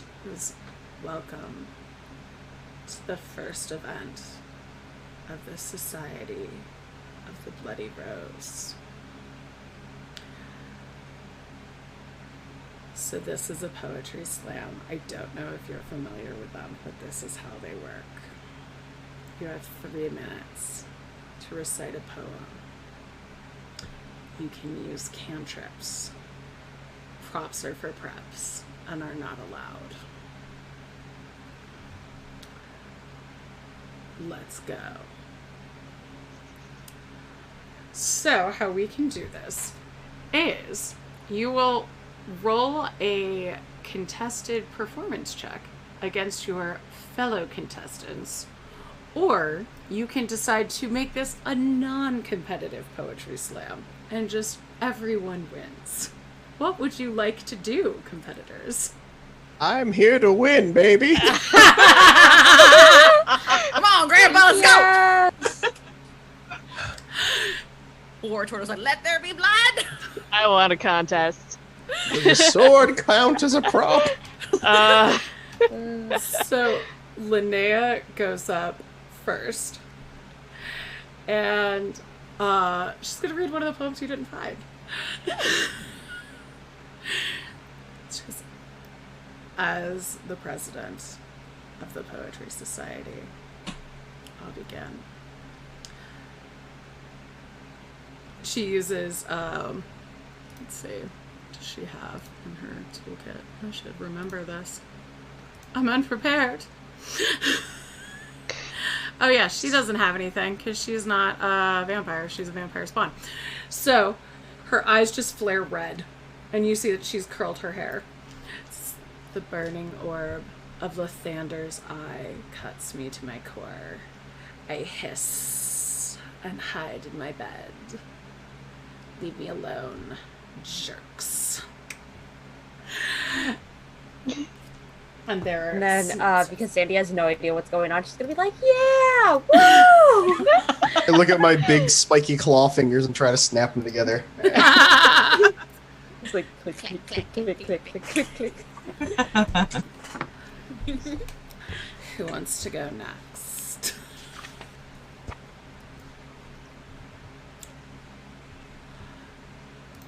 I mean, I'll go.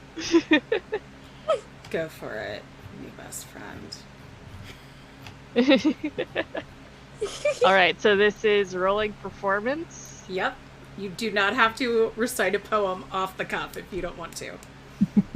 And you can add +1 to your roll if you do a cantrip with it. Yes, I have prestidigitation, so of course. But also, when Valraven starts really performing and adding, he's a glamour bard, so he can basically take on an unearthly continent. Oh, yeah! So, yeah, that's what he's going to do. Valraven's like, in the bag, bitches! Okay, so plus performance 22. Alright. And he's just brightly burning through dark forests, flying high above the trees. Just going to say that. and just there's more to it, but it's probably like even devolves into primordial speech, so it like sounds like a crackling fire at the end. I understood that one.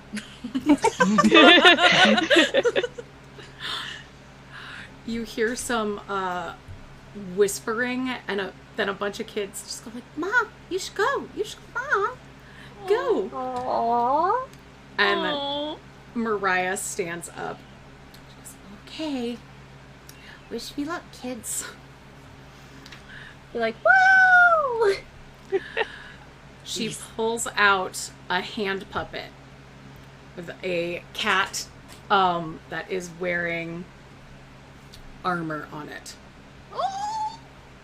Oh, baby. Linnea just goes, "Boo, no props!" Let her use the props! It's expression!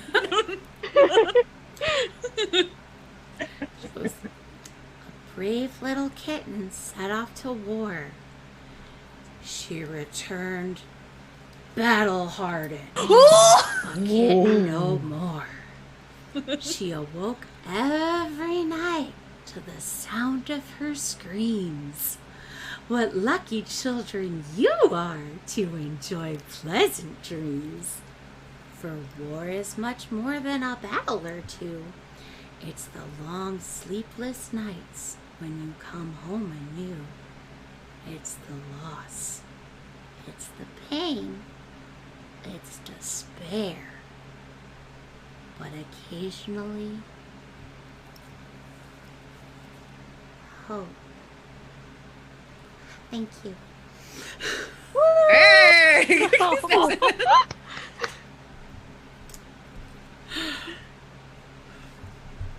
Diablo then stands up and goes, "I suppose I need to show the rest of you how a real performer does this." They cast light around themselves and say, "I brought my own spot." Oh my gosh. And then intermittently cast thaumaturgy to make their voice boom. They say, "A light that burns and can't be quenched. My spirit, see it rise. A voice that bellows, ellows, ellows. Heaven sent. Betwixt my lips and your ears, love, in ocean's journey lays. May passion fill our every night, and blessings all our days." And then they immediately turn off the lights.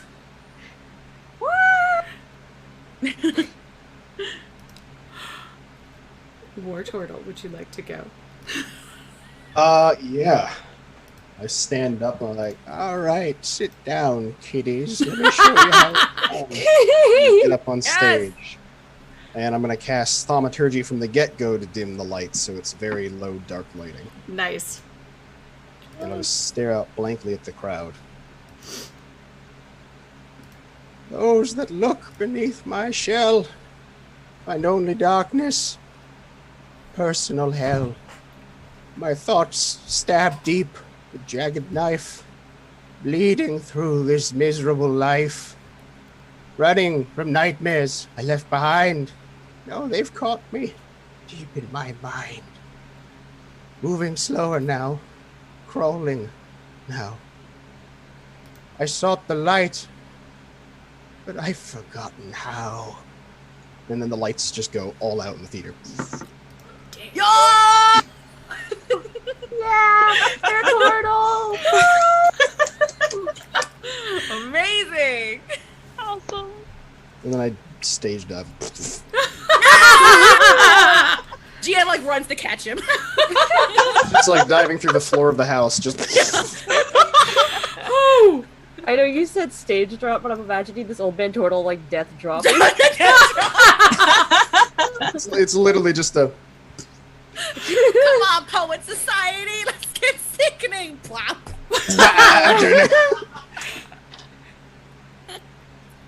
You can add 2 since you used Thaumaturgy and did a death drop. That's right. I have to roll, don't I? Yeah, give you a Performance check? Okay, yeah. That's not good. Oh, that's not bad, actually. I had +2 to this? Yeah. Oh, shit. That bumps up to a 22 then. Tied with Valraven! I thought that was a 6, but it was 16. 17. So I'm like... And then... Snap comes out. Well, I guess I'll close things off. She pulls a chair over and sits on the stage.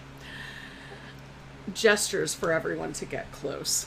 And in a voice barely louder than a whisper, says, "The Witch King rained havoc and destruction on the land.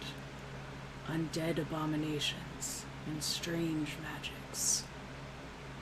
Strange magics. Weird magics that shouldn't be. Till Gareth waved his mighty sword and slew the king. Or did he? Did he? What remains of a Witch King, really? A general or 2, or maybe 3? A family? A home? Perhaps." She looks at Linnea, says, "A willow tree. The war is done, so they say. Old Gareth has his glory. But old women know deep magic has deeper roots. There's more to this Witch King's story." All right, we're done. Thank you. Oh, that's just history. Ooh. But well performed. It's just history that rhymed. Linnea comes out and goes, "You're all invited to the Society of the Bloody Rose." And Snap's like, "Yeah, but get out of the library." And, Valraven and Wartortle, you are both the winners. So I guess you can do a poetry off or split the prize. I'd be willing to split the prize. On one hand, extremely competitive. On the other, he only had 1 poem in the chamber. So. Yeah, but Hey, also... I had no poems in the chamber. I just had snippets of songs. It's a dramatic reading of the Black Parade. I was like, you know what? Valraven would be like, "I'll let you have the prize if you owe me a favor." Ooh. That sounds like a bad idea. Sure, whatever. You lose, sucker. I lose, or do I? was so good. Time will tell. With the Society of the Bloody Rose completed, and Linnea now having a home against her fellow poets, you all just have one last task to do, and a letter burning a hole in your pockets. I'm passing this back to Allie. Yeah, well, we can check out the tower and see if there's anything there. There might be a grave, who knows? Yeah. Oh. Okay. So you guys make the trek. It's about an hour from the town and kind of triangulated with the manor. You get out of the swamp very quickly and you end up in some like low rolling hills. It gives you, by the time you kind of get and see the this large 4-story tower kind of set on top of a hill, you can kind of get a pretty good view of all of the area, the swamp. You can actually see the manor kind of slumping there in the middle of the swamp, and the township as well.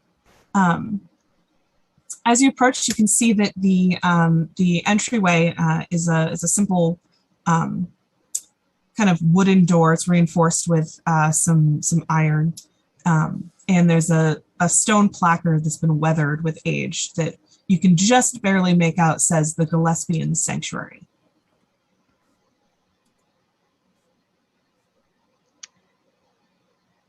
Well, I would like to investigate this place. Okay. The door is locked. Oh, do you want the door open? I can open the door. I mean, yes, but I feel like I should help you with this. And Valraven just kind of like looks at her, is just like, you want to help me break in? Well, is it technically? I mean, you told me it's not breaking in if no one's there, and if no one lives there anymore. Well, I said technically it is breaking in. It's just I'm pretty sure it's not illegal when nobody owns the place. So it's fine. Plus, she can get her like thief badge or whatever. It's like, hey, would you like to learn how to pick locks? I can teach you. Iron badge. I just love this idea of a Girl Scout who, like, when you're not home, just breaks your door down and leaves cookies with a bill. It's the strangest version of Santa. It's so aggressive. It's like, Val at this point is like, you never know when you're going to end up locked in a cell and you're going to need to pick the lock. So here's what you do. Here's the thing. Valraven could try to teach her this. Sandy's absolutely just going to try to whip the door off its hinges. Yeah, I was about to say, like, Barbarian Girl, she's just going to... Yeah, it's like Valraven crouching down but with his tools by the door, and all of a sudden the door is probably ripped off right in front of him. Yeah, definitely. Perfectly. Sure, make a strength check. I cast Yeet. You can actually do athletics. You can do athletics, not just a straight. Okay, hang on. Athletics, that's a 17. Okay, yeah. Again, I get a +6. So Valraven kind of kneels down and is like, okay, like first you insert this thing and he's just about to get there and the door just goes flying over his head, landing like 20 feet behind. And Sandy is kind of standing there, probably looking pretty proud of herself. Gia holds up a cardboard thing that just says 10 on it. I'll just kind of like frowns, puts his tools away and just goes, but these are important life lessons that every child should know. I mean, yeah, but also, like, if I get stuck, I can always just, like, grab the bars and go, like, ah! My mom says that happens in stories, just like the, ah! Like, but things like subtlety are important. Appearances are everything. He's like, now people know that somebody has broken into here. I mean, I can set the door back up. I can just lean it against the door frame. Anyone know Monday? Oh no. It's fine. However, now we can go in and investigate, and that is the important thing. Thank you for opening the door. You're welcome. So walking inside the tower, immediately you notice that there's a layer of dust over everything. It looks like it's pretty well preserved. There's no falling ceiling tiles. It doesn't look like the floorboards are broken. There doesn't seem to be a zombie pit in the basement. But this place looks abandoned. Intermittently, there are these kind of floating orbs that are kind of carefully placed around the room. to provide light. They have kind of like a flickering violet color. So the lighting is pretty dim. It's not like perfect lighting. You do get some lighting coming in from the windows, but they're very dusty and dirty, so you're not getting a whole lot from them at all. The first floor here is kind of looks like a schoolroom almost. There's several desks that are kind of set up in a circle. Looking over them, you can actually see that some of them still have like inkwells and pens that were kind of placed down. There's still a lesson on the very dusty chalkboard, something about it's probably detect magic or some sort of other spell for investigating any kind of magical anomaly. There is a door that's open, and you can see that there's like a spiral staircase that kind of curves around the tower, going upward. Well, had a bad experience with one of those, but that's not going to stop him. What happened? Oh, when I tried to climb up a spiral staircase, that's when I ended up back in the basement. Oh, you ended up back in the pit. Oh, okay. Mm-hmm. Let me just here. Eyes of the Grave. Look up the stairs and around, looking for undead within 60 feet that are not covered. Oh, okay. I don't know. 60 feet, that's specific, right? Yeah. I'm trying to think of how it count as covered. Something. Hold on. Let's see what she's saying there.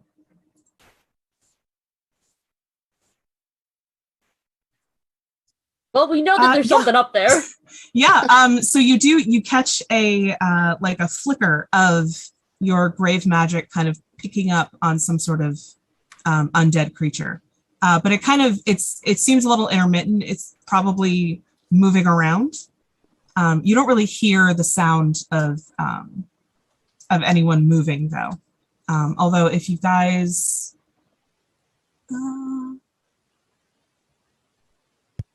anyone with a passive perception of like 12 or higher can hear the very faint sound of someone crying. Uh-oh. Yeah, I'm going to go check that out. Undead. Whatever it is, it's undead. Okay, undead and very sad. Got it. But still crying. There's a crying person. I need to see that. Crying used to be person, but yes. Approach with caution. Okay. Yep. So as you climb the staircase, you get to the second floor, which you kind of peek into. It seems to be a library of some kind. And then continuing on up to the third floor, you find a laboratory that's set up for like alchemical and magical experiments. The stairs continue up to a fourth floor, and now all of you can hear the sound of someone crying. It sounds like a girl, maybe a younger girl, crying and seeming a little inconsolable. From the doorway that you can kind of see up the curve of the stairs, you can see that the violet light that kind of fills the rest of the sanctuary is now more of a bluish, kind of cold light. Okay, I'm going to take a look around, see if I can gauge where the crying sound is coming from and head towards it. Oh, we've heard All crying now? Some of us have. All of you can hear it now. Yeah, all of us can hear it now. Yeah. Kind of going up the top stairs, there's really only one entrance at the top of the stairs, and it leads into kind of a suite of rooms that look like they were made for living. There's like a kind of like living room area in the middle. There's a couple of windows that look out over. They have a spectacular view of the entire countryside. And you see bookcases and a small desk. Everything here, again, is covered in dust. It looks like it's been abandoned. And in fact, it looks like several of the things here have been kind of knocked over in haste to leave or just get away from this place.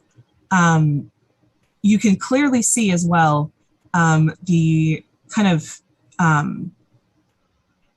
a ghostly blue creature, the image of a young girl with long dark hair wearing clothes that were similar to what Linnea was wearing, actually, crying on the window seat while she looks out over the countryside. You can see she's actually looking towards the swamp and Linnea's house.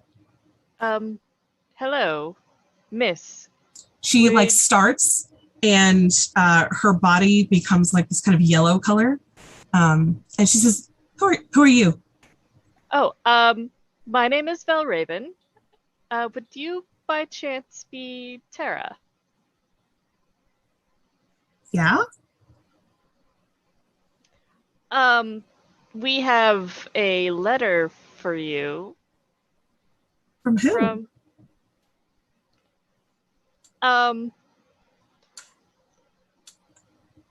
I've already forgotten her name. Oh wait, Linnea. I thought she hated me. She told me she hated me. She was really mean to me. I was just trying to help her. She gave me all of her stories to read and all of her poems, and I told her, what was good and what was bad, and I guess she didn't really like that. So, and she stopped being friends with me. Well, she wouldn't talk to me.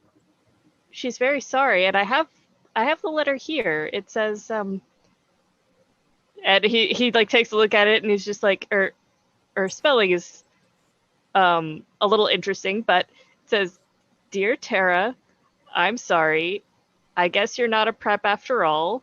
If you get this, let's listen to MCR whenever BFF's 5 EVA. Linnea. 5, Emma? 5, yes. Wow, that's a lot. And then it says, P.S. My mom sucks. Oh, her mom does kind of suck. Yeah, we heard her mom turned into a vampire, which I didn't really know what that was for a while, but it sounds like it sucks. Wait, vampire? Yes, and she seemed very sad that you stopped communicating with her and didn't realize how much time had passed. Oh. So she's still around? Yeah. We can still go listen to MCR together? Oh, yeah. Yes. Yeah. We can still write poems together? Yes. Probably. You can write the poems and then you could read them at her poetry society. Exactly. She has a poetry. Wow, she's gotten really famous. I always knew she would get famous, I always knew it. She's a good writer. She just can't spell very good. She really hates it when I tell her that her spelling's bad, though. So I don't do that anymore.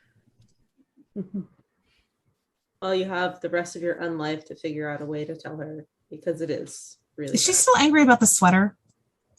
She didn't mention a sweater, I don't think. No. Don't mention the sweater. I would say don't mention the sweater, period. Okay, that's probably a good idea. You guys seem really smart. Oh, thank you. Immensely. Yeah. So thank you for doing this. It's been really lonely since my dad left. Are you able to leave this place, or do we need to possibly bring Linnea over to you? I've tried to leave, and I really can't. There's lots of windows, and now I can fly, but I can't fly out of them. Just out of curiosity, what is she? What, like, in what way? Like creature-wise, because you said she's like different colors and stuff. Oh, so she's a ghost. Apparently, she's a human ghost. Oh. Okay. Actually, as you're talking to her, the yellow kind of fades into a green and becomes more like, it stays kind of greenish. She seems a little bit more happy now. She kind of like, she's like, can you? She tries to take the letter from you and like can't grab it because she's immaterial. And she says, can you just put it down? Oh, yes, of course. And he'll set it down on a desk or someplace where she can see it. She like kind of floats over there and like sits down in the desk and like reads it. Could you tell her that I definitely want to be friends again? Of course. And we'll tell her that you're here. And I think I'm going to request that they move the Poetry Society here. They can have their slams in town, but maybe this would be a good meeting place. Ooh. Yeah, there's lots of room. And the key to the door downstairs is up here somewhere. She The starts like, aesthetics of having a poetry society in an abandoned wizard's tower, that's pretty sweet. Oh, also an abandoned wizard tower, like without a door, is like super cool. Oh yeah. Get that airflow. Out a door. she just kind of nods along with that, like, yeah, you guys are pretty cool. Not gonna tell her. We will go and do that then. No, that's a secret. That's a secret tool that we'll It was use lovely. later. It was lovely to meet you, Tara, and I'm glad we could cheer you up a bit. I'm glad we got to meet, and it seems like you're not a prep, so that's pretty cool. Oh, I'm definitely not a prep. Okay. I promise you, I'm not a prep. I only listened to like one Avril Lavigne record, and that was like just because I thought it'd be funny. But Wait, Ironic. like Avril Lavigne, you're a prep? yeah, she's such a poser. Yeah. You don't look like you're a poser, Val. Thanks. Yeah, I like your tattoos. Thanks. Do you want one? Can I give you one? I don't know if I can get a tattoo. My dad never let me. I mean, your dad's not. I would be doing pretty what? angry. That sucks. But who cares? I want a tattoo. Okay. Maybe cool. you can find We'll some try. kind of like ghost ink or something, you know? Ghost Ink would also be the name of a really cool poetry society. True. I was gonna say or a band. Yes. Ghost Ink opening at the poetry society. Oh my gosh, Oh my I love it. Yes. It's all coming together.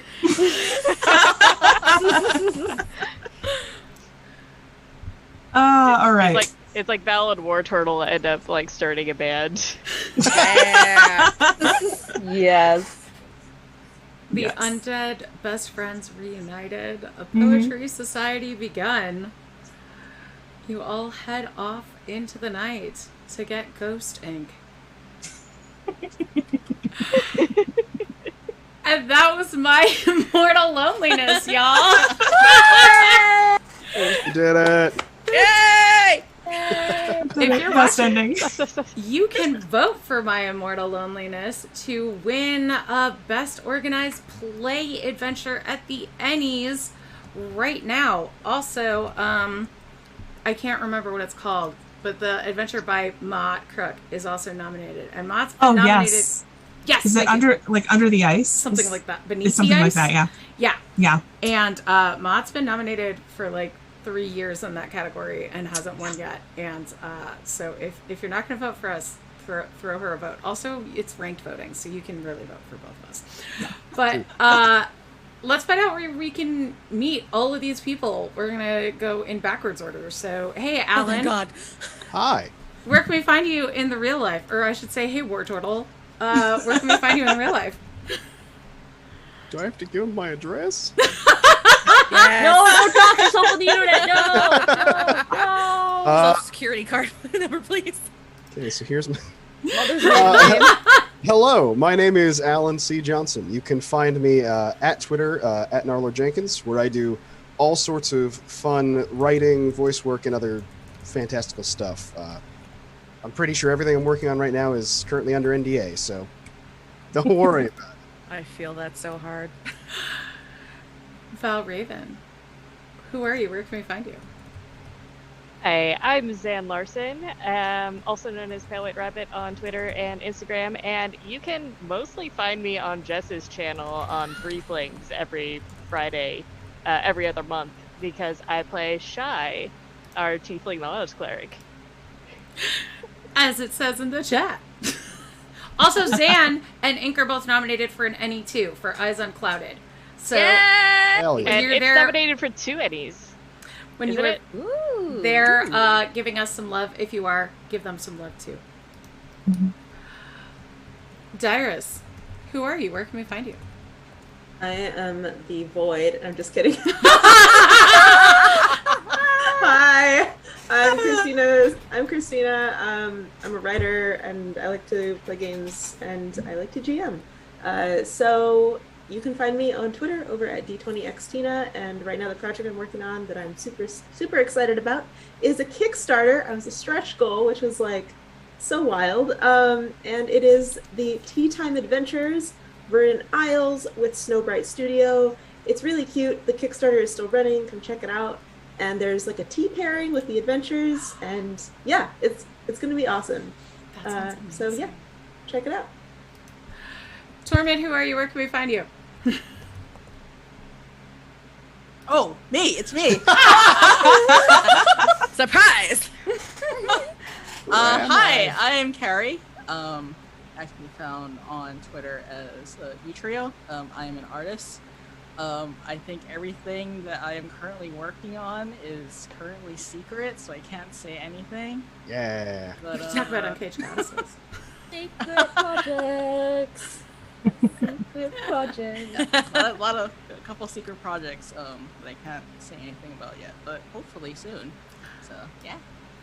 If you've heard Gwen on this channel scream about Uncaged Goddesses, Carrie is one of the artists for that. So get excited. And speaking of artists for that, hey, Sandy, who are you in the real life? Where can we find you? Hi, I played Sandy tonight. My name is Ink. You can find me on Twitter at TheseDeadPens, where I like to meme and scream about things. Recently, I've been memeing and screaming about the fact that I'm not playing Ophelia tonight, but thank you, Jess. You're welcome. And as your Twitter. Yes, I've been memeing and screaming about the fact that I am part of Unbreakable Revolution, which is an all-Asian written and illustrated anthology that just came out. Volume 2 just came out. We have more volumes coming out later this year. I did illustrations for Mustang's art, Sarah Thompson's combat wheelchair that will be coming out this week on the 28th, which is very cool. It's a free supplement you can use to put wheelchair accessibility and use in your D&D games and other whole systems. And then finally, I am also going to be an artist for Uncaged Goddesses, which will be the 5th and maybe final, not really sure, volume of the Uncaged series. So yes, I am doing a lot right now. It is a lot. Gia, who are you? Where can we find you? Hi, everybody. I'm Sonia Hanar. You can find me across all social media at Sony Baloney Art. I am also doing way too much. Hi, my name is Sonia. I'm a workaholic. Oh, no. I'm also a contributing artist to, on the Unbreakable anthology we just released, as Ink said, Unbreakable Revolution, which came out last week. I did a cover release for Backwater, which is a Southern Gothic role-playing game for one of their supplements called Backwater Adventures, The Prince of Darkness as a Gentleman, so keep eyes out for that. I'm also a part of the Uncaged Goddesses team as an artist, and I'm also an artist illustrating for a Quest TTRPG adventure called Bon Appetit, written by Lucian Khan, and that's all the things I think I can talk about. The rest is kind of under NDA, but if you are interested in any of those, again, follow me at Sony Baloney Art, and yeah, I work way too much. Hey, Allie, who are you? Where can we find you? Hi, I'm Alice Lantic. I've written a bunch of things. I wrote for Uncaged Volume 2 and 4, and a bunch of other things, including Book of Seasons, which you can see in the background of Jess's picture right there. I am the co-author of this adventure, which you can get on DM's Guild. And in my spare time, I'm the Master of Lore for Mastermind Adventures, which is a company that does professional GMing and other cool programs for people of all ages. So you can find me at The Useless Bard on Twitter and Instagram and pretty much everywhere else that there is a place. And yeah, if you want to book me for GMing, you can find me at masterandadventures.com/Allie-Solantic. Thank you. All right, folks, and I'm Jess. Join us on Friday for Three Flings. It's going to be a party, 8 p.m. Eastern. You already know two of the players because they're right here. I won't be there on Friday, unfortunately. Yeah, but you're usually there. Yeah. So we're going to do a raid. Oh, also, thank you so much for joining us. It was really wonderful. And This was awesome, guys. On a Monday. Loved it. Once again, don't forget to vote. I'm just spamming the hell out of that. And I can't do a raid for Mod Chat, so Ha ha ha ha. We're gonna go. Oh, Onyx Path doesn't have very many people in there. Let's go give Onyx Path some love, shall we? Alan and I used to stream on Onyx Path together, so. It's true. Thank you so much for joining us. We hope you have a wonderful wonderful rest of your week, and hope to see you back on Friday night. Welcome to the wonderful West. Yeah. Bye. Bye, everybody. Wow.